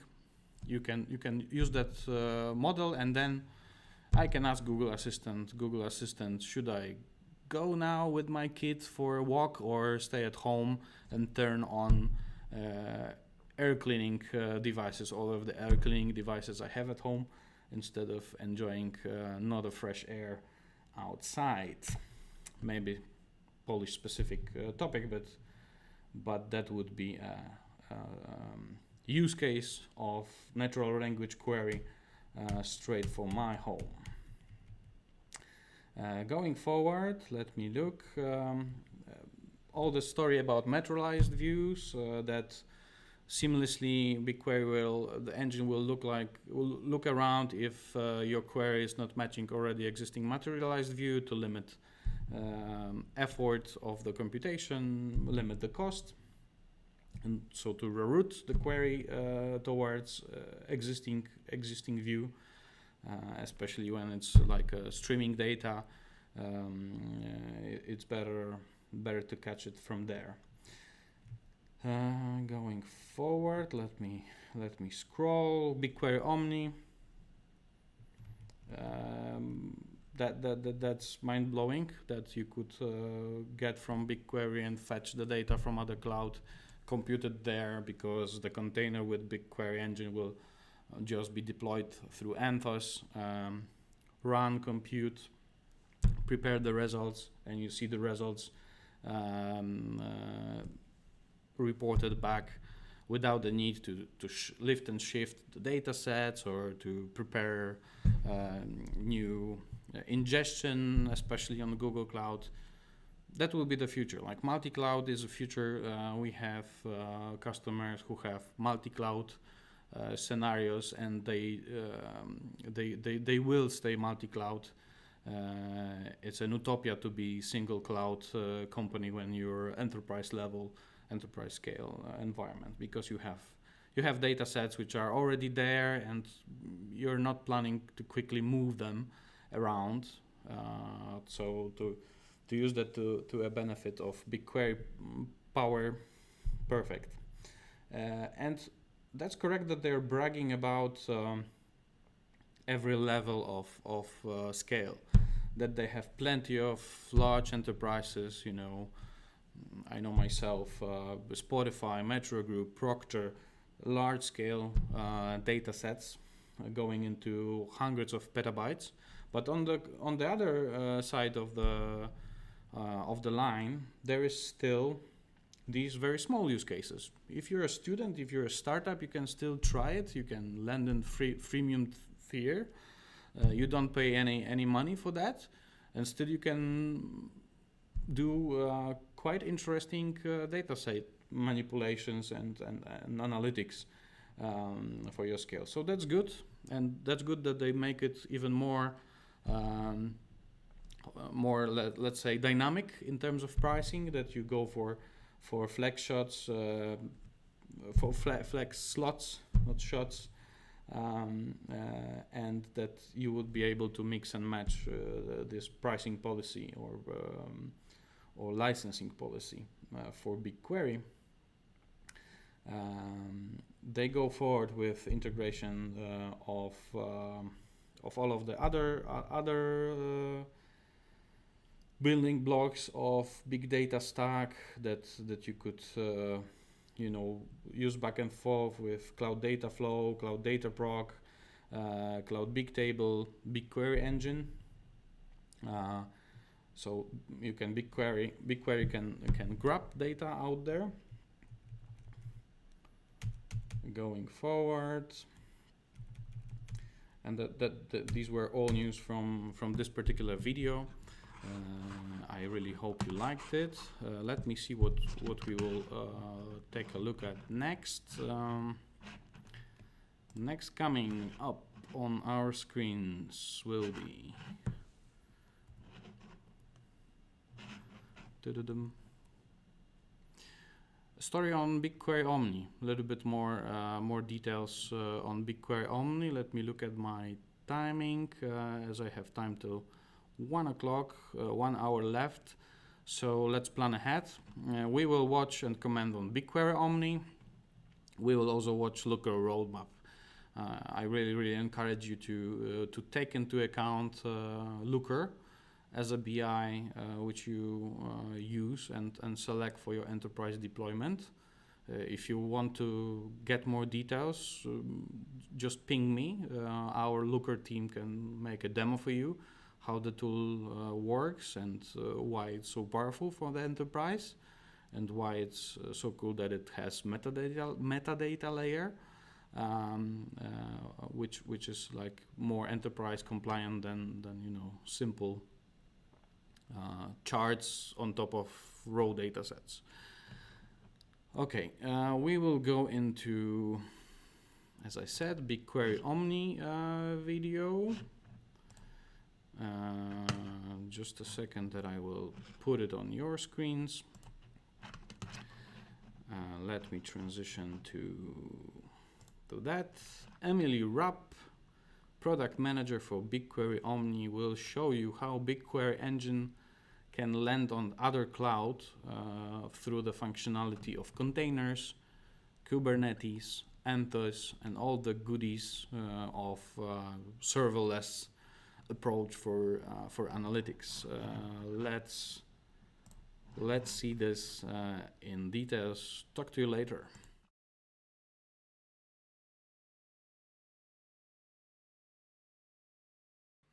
Hey everyone, welcome to Analytics in a Multi-Cloud World. I'm Emily Rapp, Product Manager, Bigquery. We are facing a data explosion. 175 zettabytes. That's 21 zeros. 21 zeros of data in the world by 2025. Where is it coming from? We have cat videos, server logs, monitoring. There's retail data. When you're thinking about e-commerce, it's a lot more than just that final transaction. It's every point on the sales cycle. IoT, manufacturing, even my washing machine is connected to the internet and therefore generating data. We have all of this data at our fingertips, but we just can't quite get to it because we're living in this world of data silos. There's organizational separation.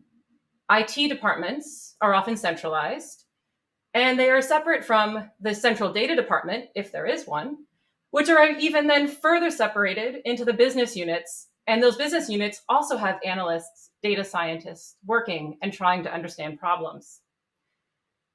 It's fragmented. You have data originating from a bunch of different sources. It's all in different formats with various levels of processing. This means that our analysts, our data scientists, our users are using too many tools, have to get data from too many places, and they're making too many copies. Why is this happening? A key component is shown in one of the Gartner Cloud adoption surveys. 81% of companies who are using public clouds are actually using more than one cloud provider. And so that means that multi-cloud management is becoming, actually, it is a true challenge. IT leaders, they want to be agile, flexible, secure. And analysts and data scientists, the ones that are actually doing the day-to-day work with that data, they're just trying to help their organization make the right decisions. And even if organizations decide to have a centralized data approach, like we talked about in the earlier slide, there's still always going to be separate business units, subsidiaries, partners. Multi-cloud is and will be the world we're working in. We need to solve for these macro challenges. So today, we're introducing Bigquery Omni, a flexible multi-cloud solution that lets you analyze data across clouds. You don't have to leave Bigquery. It's your familiar interface, same experience. But now you can actually reach out across those silos. Bigquery Omni is now in alpha. And what's really cool is that it's powered by Anthos. We don't have to do that moving and copying of data. As a data analyst in the marketing department, Bigquery Omni enables me to use historical sales data in my upcoming marketing campaigns. Using our orders data, we're going to validate the hypothesis that we should be focusing our marketing efforts beyond just food and beverage. Our first query uses the hyperloglog approximation function to sort the departments by number of orders. We are using our read-only external connection, retail read, to get the data from the orders external table. The query returns the departments sorted by number of orders, and as we can see, all top 10 are either food or beverage. This validates our hypothesis that we should be focusing our marketing efforts on this customer segment, household or personal care product purchasers. Now we need to build a list of IDs using our customer dataset. The customer data has personal information, including name and zip code, and we need that data to stay within the AWS region. However, we do have a de-identified user ID field that we can use in our campaigns. Our next query will build our audience segment, buyers of household or personal care products. Since our campaigns are regionalized, we only want customers from Oregon or Washington. Now, we have a list of IDs that can be used in any marketing activation channel. We want this data to be accessible to our marketers, not just the analysts, so I use our write connection to export the query result to the marketing folder that they have access to. And that is how you can use Bigquery Omni for data-driven marketing activation. That was pretty cool, wasn't it? So let's talk about bringing multi-cloud analytics to your data. First, we have to break down those silos, get you to getting insights faster. Tap into the power of BigQuery. It's cost efficient, no moving or copying. You just instantly query, instantly get your results with that consistent experience. It doesn't matter if your data is in Google Cloud, AWS, or coming soon, Azure. You can just use the same standard SQL, the same BigQuery familiar interface, write queries, build dashboards, because the reality is data, it's not just numbers. It's not just bytes stored in some data center somewhere. It's the way that we can actually communicate, we can tell stories, we can answer questions. We want you to be able to have the ability to actually work across those data silos. That data that was at your fingertips, let's get closer to it. And we're able to do that because under the hood, we use Anthos. If we think about BigQuery, BigQuery is the separation of storage and compute. What does that mean? It means you can scale up and say, hey, sometimes when things are going crazy, you may need a little bit more compute. In other cases, maybe now you're gathering a bunch of data, and so you need storage. We were thinking about how do we solve this data silo question, but the challenge was we have to figure out how to get compute to the data, even if that data is in another cloud. So Bigquery Omni, we run the compute clusters, known as Dremel, on Anthos clusters in AWS. We have a secure connection because it's really critical. We think of that single pane, that the control plane and the metadata can remain on Google Cloud, but only the query result actually passes through the BigQuery routers and then our secure connection to the next region, AWS or Azure. That connection can also be used when users choose to bring the results back. But the key piece is it's choice for you. You can bring them back, or you can do everything within AWS. Bigquery Omni is a fully managed service. A question I hear is, oh, so I have to, use my Anthos or my compute? Nope, we got that covered. We do need your storage, and it's really critical that you maintain the access control to that storage. But with the compute resources running locally, all of that's done behind the scenes, and you can just answer those questions. So how do we actually solve some of those business scenarios with Bigquery Omni?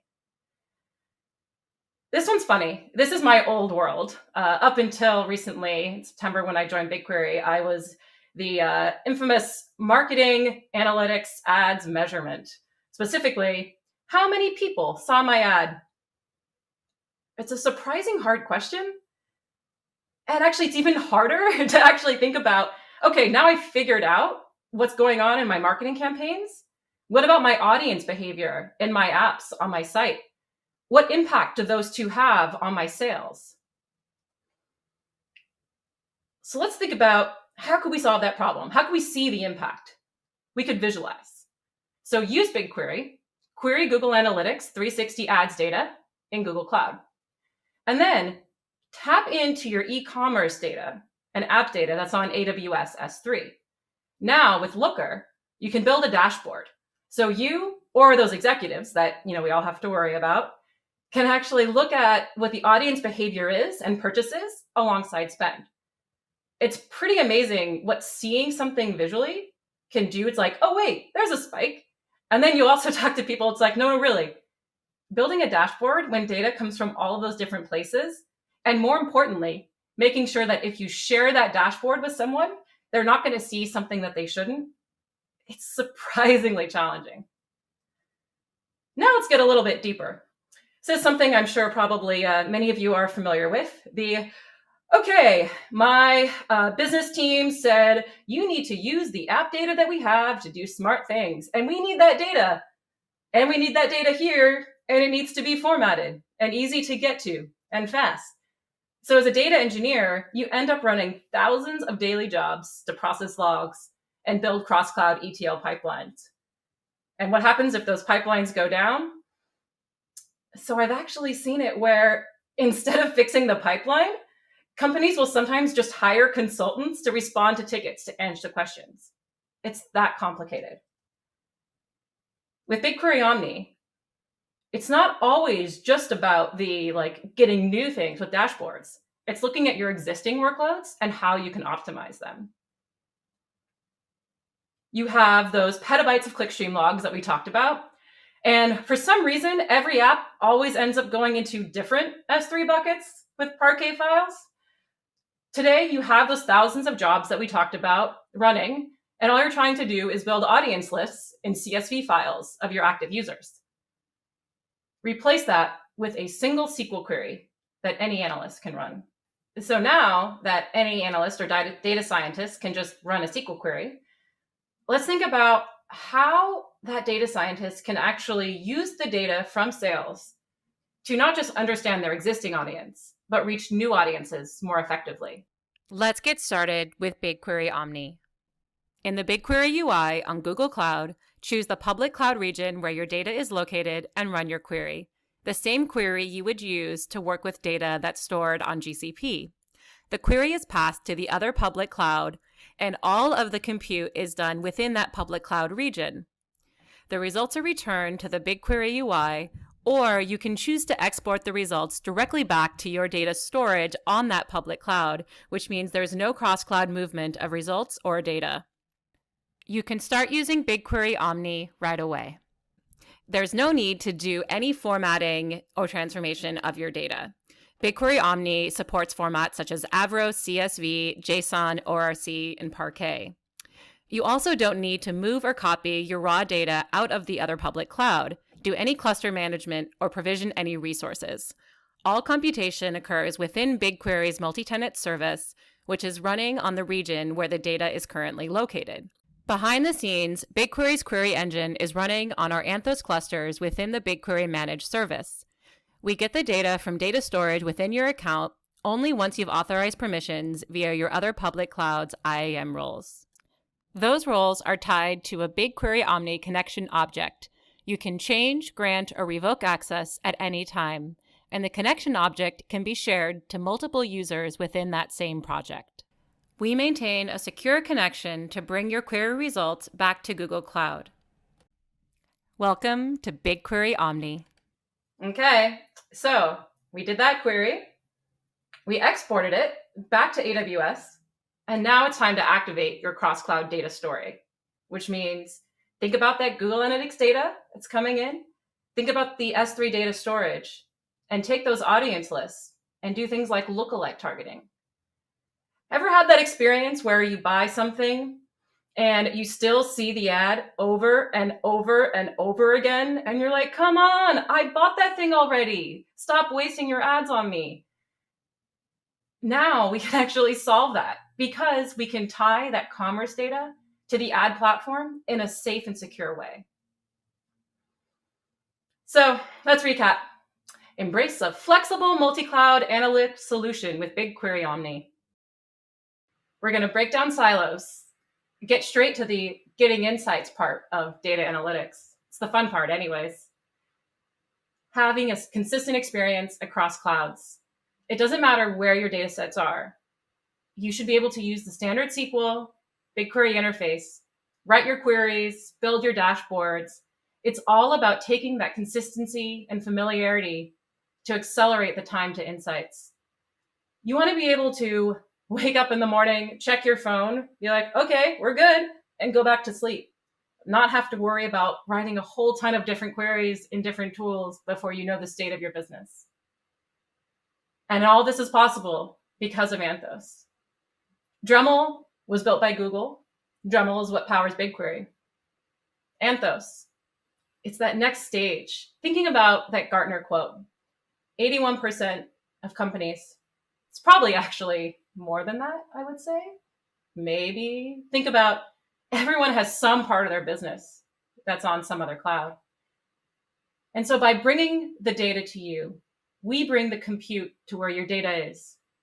We worry about the infrastructure. Don't worry about spinning up clusters, managing them. We got that. You focus on driving the business, doing some really cool data science, making the decisions you need with data, not worrying about how do I set this up and what pipeline should I run? And, oh wait, they broke. Now I have to hire a whole bunch of people to just answer tickets. Let's get started.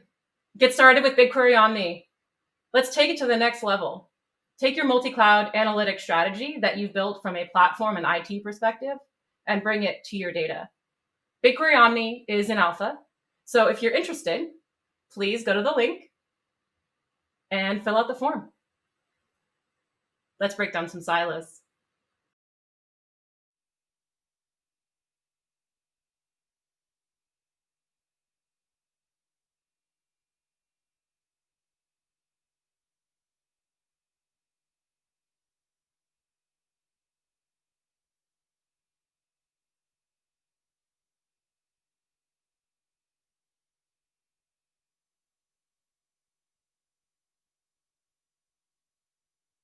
And I was muted. So once more, clear message.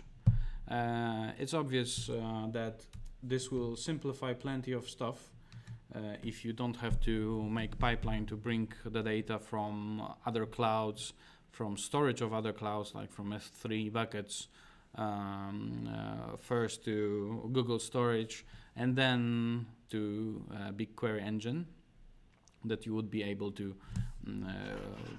shoot these queries live on top of the data lakes in storages of the foreign clouds. That's an awesome thing, awesome capability, in fact.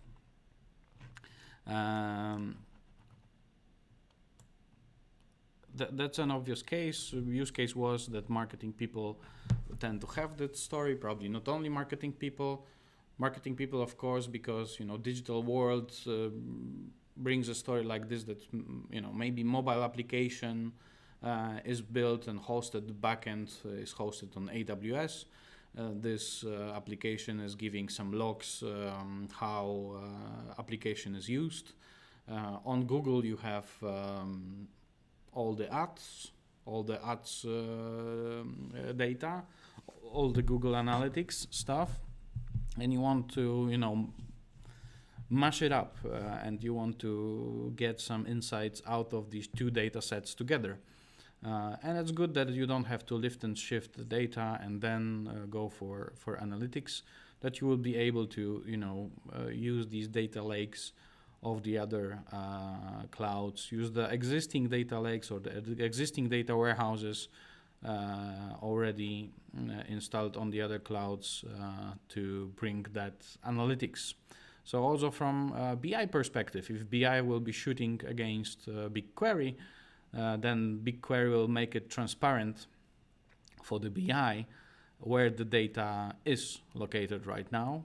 That's of course a benefit of Anthos. I don't know if you heard about Anthos, a product very highly marketed by Google nowadays, where they used the power of Kubernetes and containers, which are in fact old kit from Google R&D, which is open sourced, but they are the best at it on the market. That they use this, that all the clouds do have Kubernetes engine, Kubernetes service, Kubernetes managed service, and Anthos will capture on top of that and orchestrate that you can move workloads between the clouds, run the workloads on several clouds at once, all that orchestrated from Anthos product hosted on Google Cloud.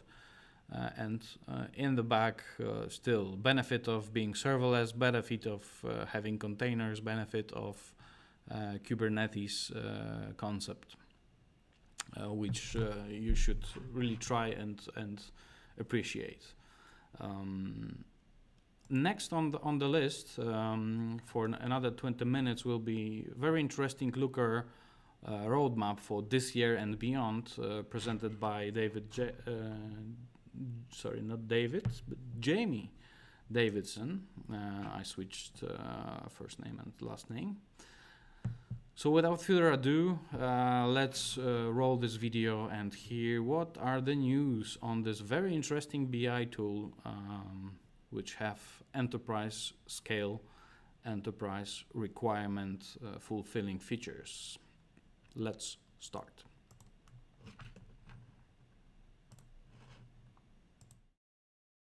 Hi, I'm Jamie Davidson. I run the product team at Looker, and today I'm going to give you a quick overview of what Looker is today and where we're going.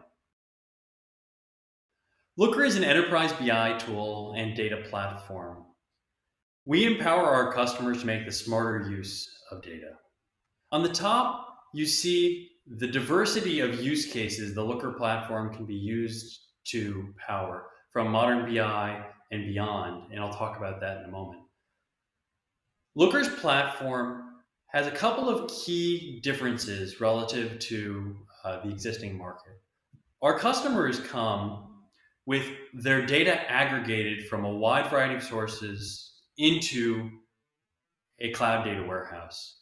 Looker has an in-database architecture that will leverage the functionality, scalability, and performance of technologies like Bigquery and enable customers to derive real-time data value from them. We've got a semantic modeling layer on top of that in-database architecture where an analyst can come and codify their business metrics and enable an organization to have a single source of truth. That modeling layer is integrated with Git and version control and allows for governance. Looker is a cloud-native BI tool, and that means that everything you can do inside the application and more is accessible via API. That architecture has a couple of key benefits.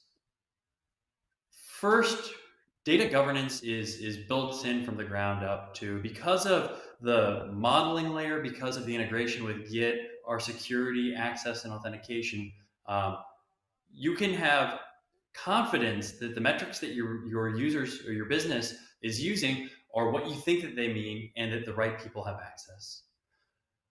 That same semantic modeling layer also serves to empower business users. You don't have to know the complicated definitions for things like gross margin or lifetime value to be able to still make directional decisions based on that data. Looker's a cloud-native application. Every URL is shareable. It means that you have easy, repeatable analysis. Because we have an in-database architecture, we are representing what's live in the database today. And that in-database architecture allows for operational use of your data because customers are now replicating their full transactional information into a cloud data warehouse. You can not just look at the high-level KPIs and where they're trending, you can actually see the individual transactions that are driving. Over 50% of our customers now are actually using the Looker platform beyond API context. To give you a couple examples, we see customers using us to have embedded dashboards in internal portals so that their knowledge workers can use data to make better decisions. We see customers embedding dashboards into SaaS tools like Salesforce so that the salespeople can go and have the relevant information while they're making their decisions. We see customers integrating us into existing products and even creating completely new products to give value to their customers and at times monetize data. And then finally, we see customers going so far as to use Looker effectively headlessly, so not using any of our UI or UX, integrating with our APIs to provide governed data into custom applications.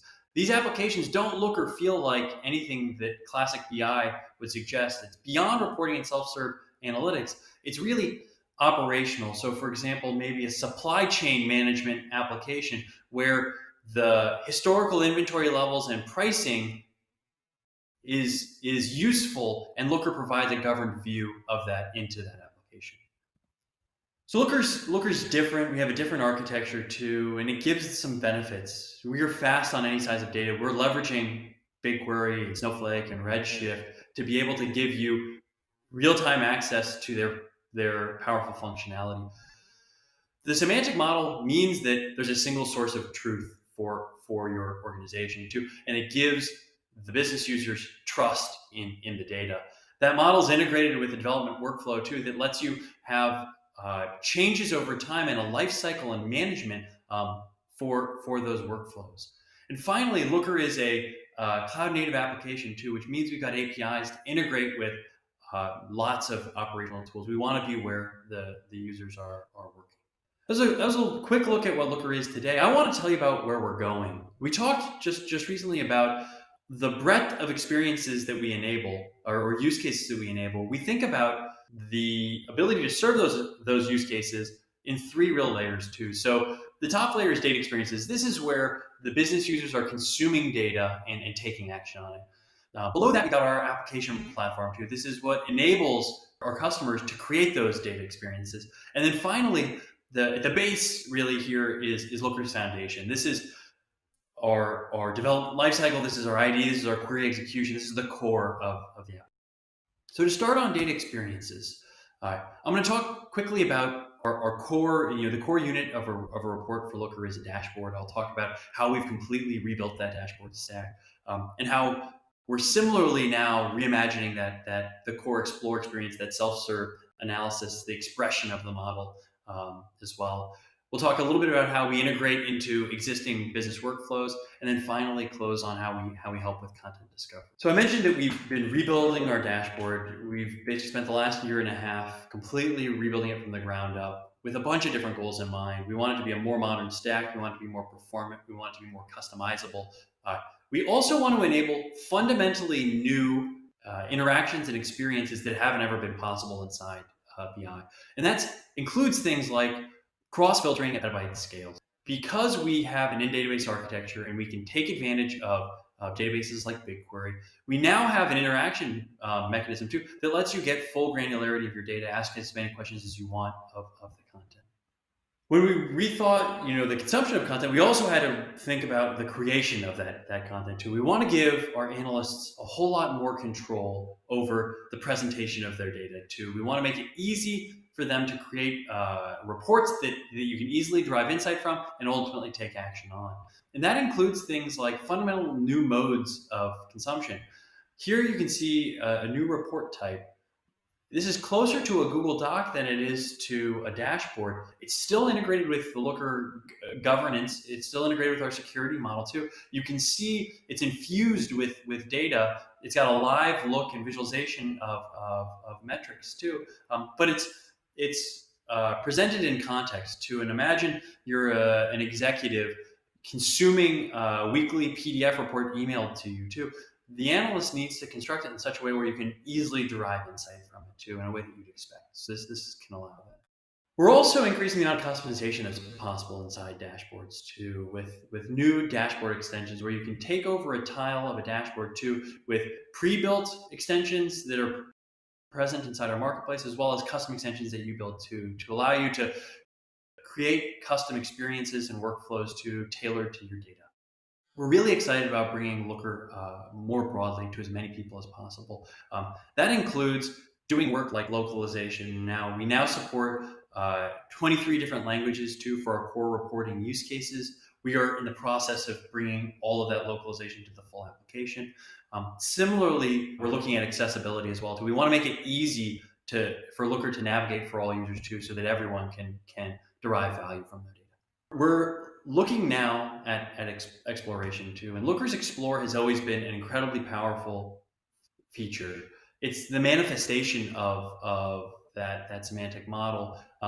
It lets you ask lots of questions of your data too. We want to make it even easier. We want to make it so you have smarter starting points, so pre-built queries to start the question and answering process. We want to make it so that you can do on-the-fly calculations and not have to go into the model to create new metrics or dimensions too that are just transformations on existing ones. We also want to take advantage of GCP's best-in-class AI and ML functionality too, and integrate some of that into the BI tool so that you'd have things like time series forecasting too integrated into the Explore experience. We want to bring data to wherever work is being done at a high level. We want to drive more value. That requires things like our alerting functionality. We've got analytical alerts that use data to power workflows. We want to make them even smarter. We want to use that same AI and ML expertise that GCP has to do things like outlier detection, where a analyst can come in and say, this metric is important to me. Let me know if it changes and maybe tell me why. And we can do that, and we'll be bringing that into. We want to make it easy to take action directly from within the BI experience. So this is building on our Action Hub, which is tightly integrated with our semantic model, and it allows for interaction and integration with third-party services. So in this case, you could have complex analysis inside the BI tool to find overperforming campaigns too, and then take direct action to change their budgets or change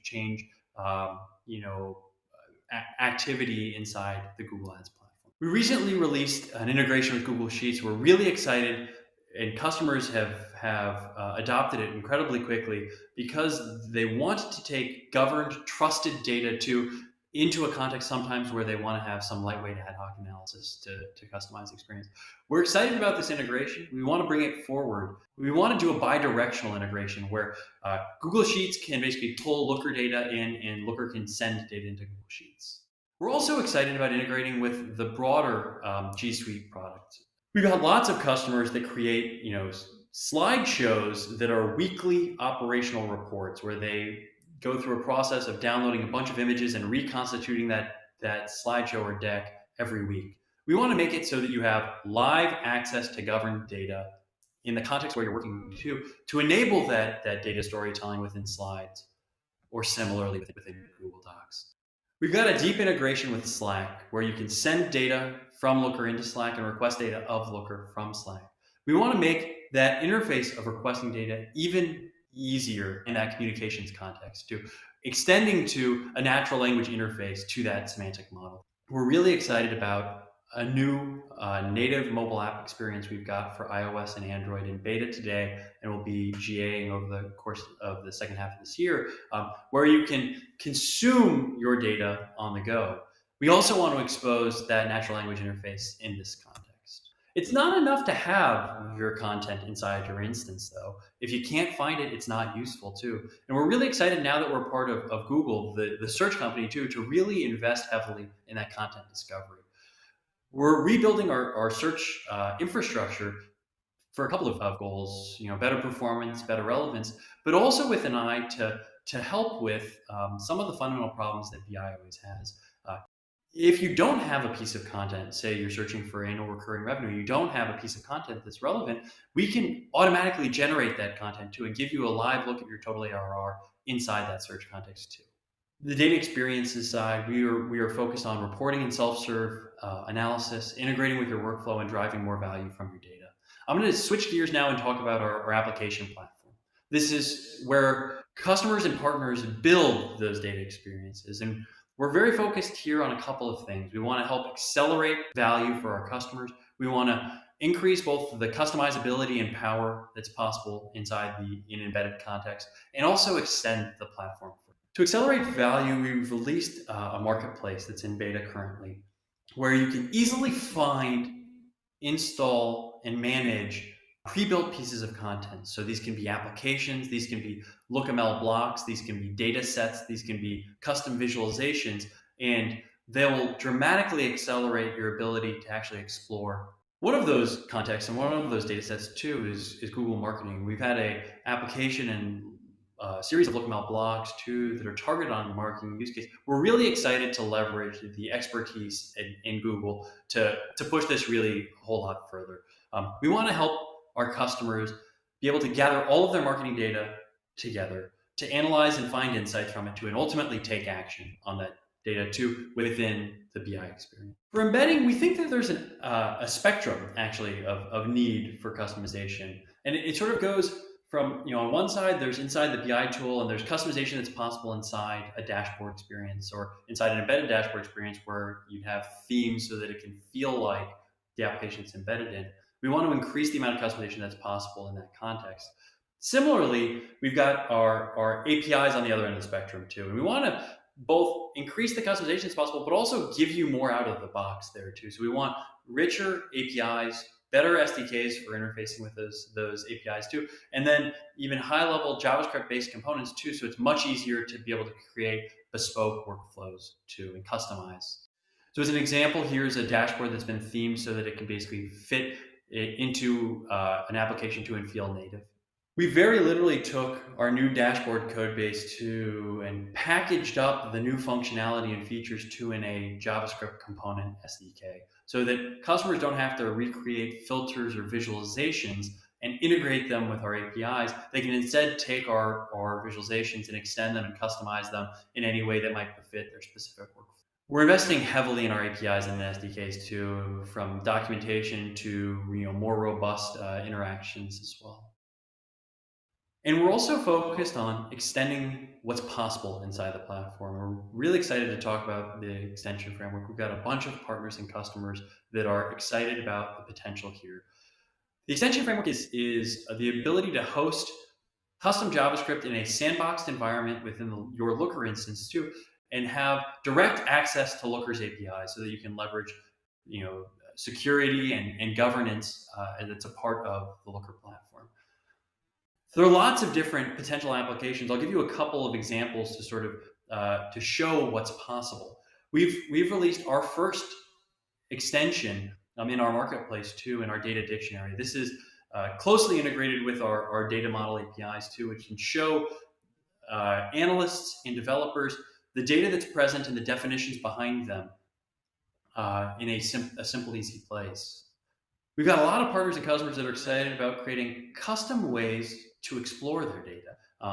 Going beyond the pivot table metaphor of the explore page, there are contexts where a more tailored experience actually makes sense. So in this example, the cohort tool, it's a very parameterized workflow where you select a measure, you select an aggregation place, you select the interval that you want to measure cohorts on, as opposed to needing the full canvas of a broad pivot table. Another example is actually a hosted notebook experience where you can leverage the power of Python integrated with the Looker API too, and go beyond what a classic Explore experience would be. Really excited about the application platform. We're focused on increasing the customization inside the embedded experience, increasing the performance there too, and accelerating value for our customers. I'm going to switch gears and talk about the foundation or core of Looker. Here we think about things like our software development lifecycle and IDE for the data developers. We think about performance. We think about transformations that can power that performance too, and how can we leverage the data model. Looker's always been tightly integrated with a development workflow, and we want to continue to push that forward. We want to have a full quality assurance process too in a single instance that allows for development, staging, and verification of development and production environments. And we want that to be inclusive of your LookML models, of your content, and even your transformations in database too. It's in service of driving some performance. And Looker's in-database architecture gives us the ability to actually drive performance in a layered approach.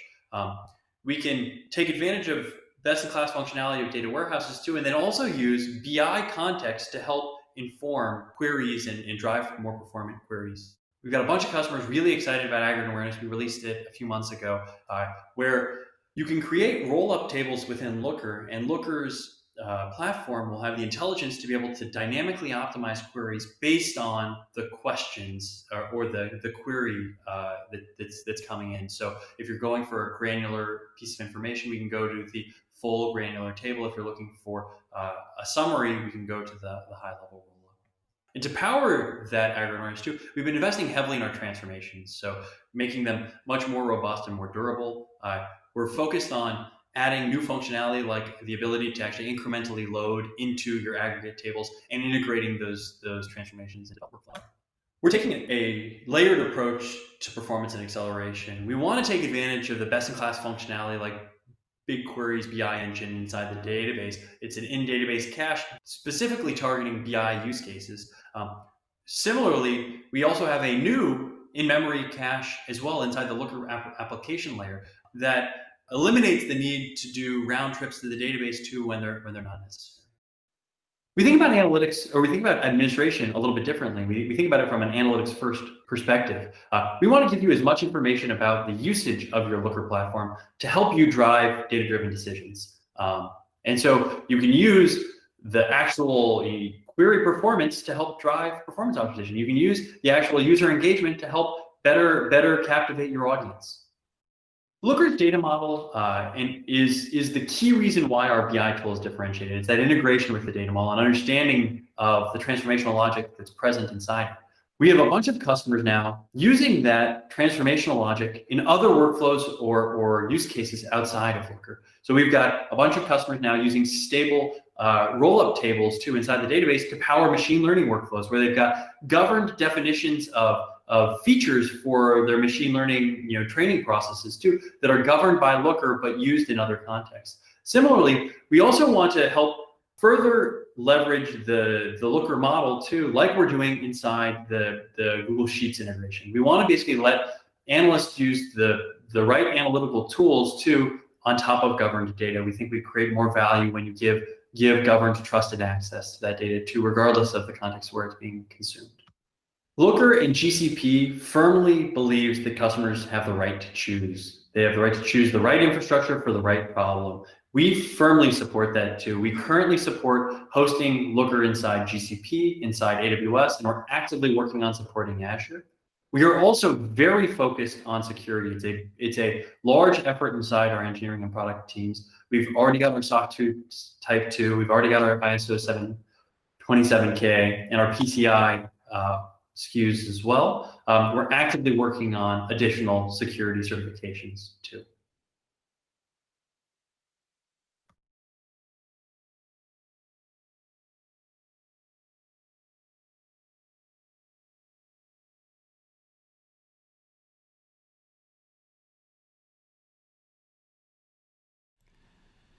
So, ladies and gentlemen, this was at the end of the Looker presentation about the roadmap. Plenty of stuff they dispatched here. I'm a little bit even lost because there's plenty of that will be available. That's the last video I wanted to present to you, but a small explanation where you should go forward. My proposal is to visit my LinkedIn and see for the article. I can maybe copy paste that into YouTube comments in a moment. That would be maybe the best way. Because there is 40+ sessions, there is still plenty of them to go. We are on the 6th session from my 12 proposed elements. So you should go and watch the rest. That's my suggestion. Here is a link in the comments because there is 40+ sessions. There is still plenty of them to go. We are on the 6th session from my 12 proposed website.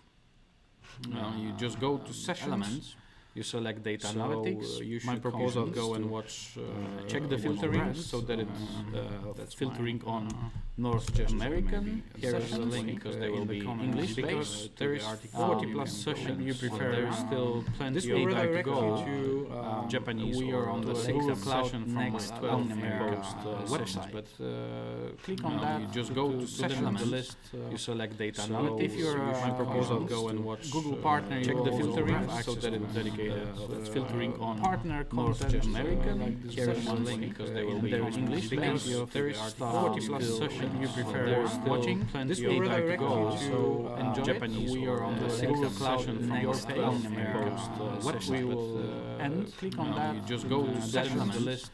You select data analytics. If you're my proposal, go and watch Google partner. Check the filtering so that it's dedicated. That's filtering on partner North American. Here is one link strongly in the English because there is 40+ sessions. You prefer watching plenty of time to go. Website in Japanese. We are on the 6th session from your page. What we will and click on that. You just go to session on the list. You select data. But if you're maybe another thing, Google partner, check the filtering. So that it's dedicated. That's filtering on partner content. Maybe I stronger in that because you 40+ session you prefer watching. This is where I go to website in Japanese. We are on the Sql Cloud and your page. What we will and click on that. Just go to session on the list. You select data. But if you're maybe another thing, Google partner, check the filtering. So that it's dedicated. That's filtering on partner content. Maybe I stronger in that because you 40+ session you prefer watching. This is where I go to website in Japanese. We are on the Sql Cloud and your page. What we will outro and click on that. Just go to session on the list. You select summary. If you're maybe another thing, Google partner, check the filtering. So that it's dedicated. That's filtering on partner content. Maybe I stronger in that because you 40+ session you prefer watching. This is where I go to website in Japanese. We are on the Sql Cloud and your page. What we will outro and click on that. Just go to session on the list. You select summary. If you're maybe another thing, Google partner, check the. Thank you for joining that live. Thank you for jumping on it. It will stay recorded on YouTube, so you can go at your own pace with that. And in times of online events, you always can play, pause, or skip some of the less interesting stuff. Enjoy the day. Hope to talk to you soon for next time. Bye.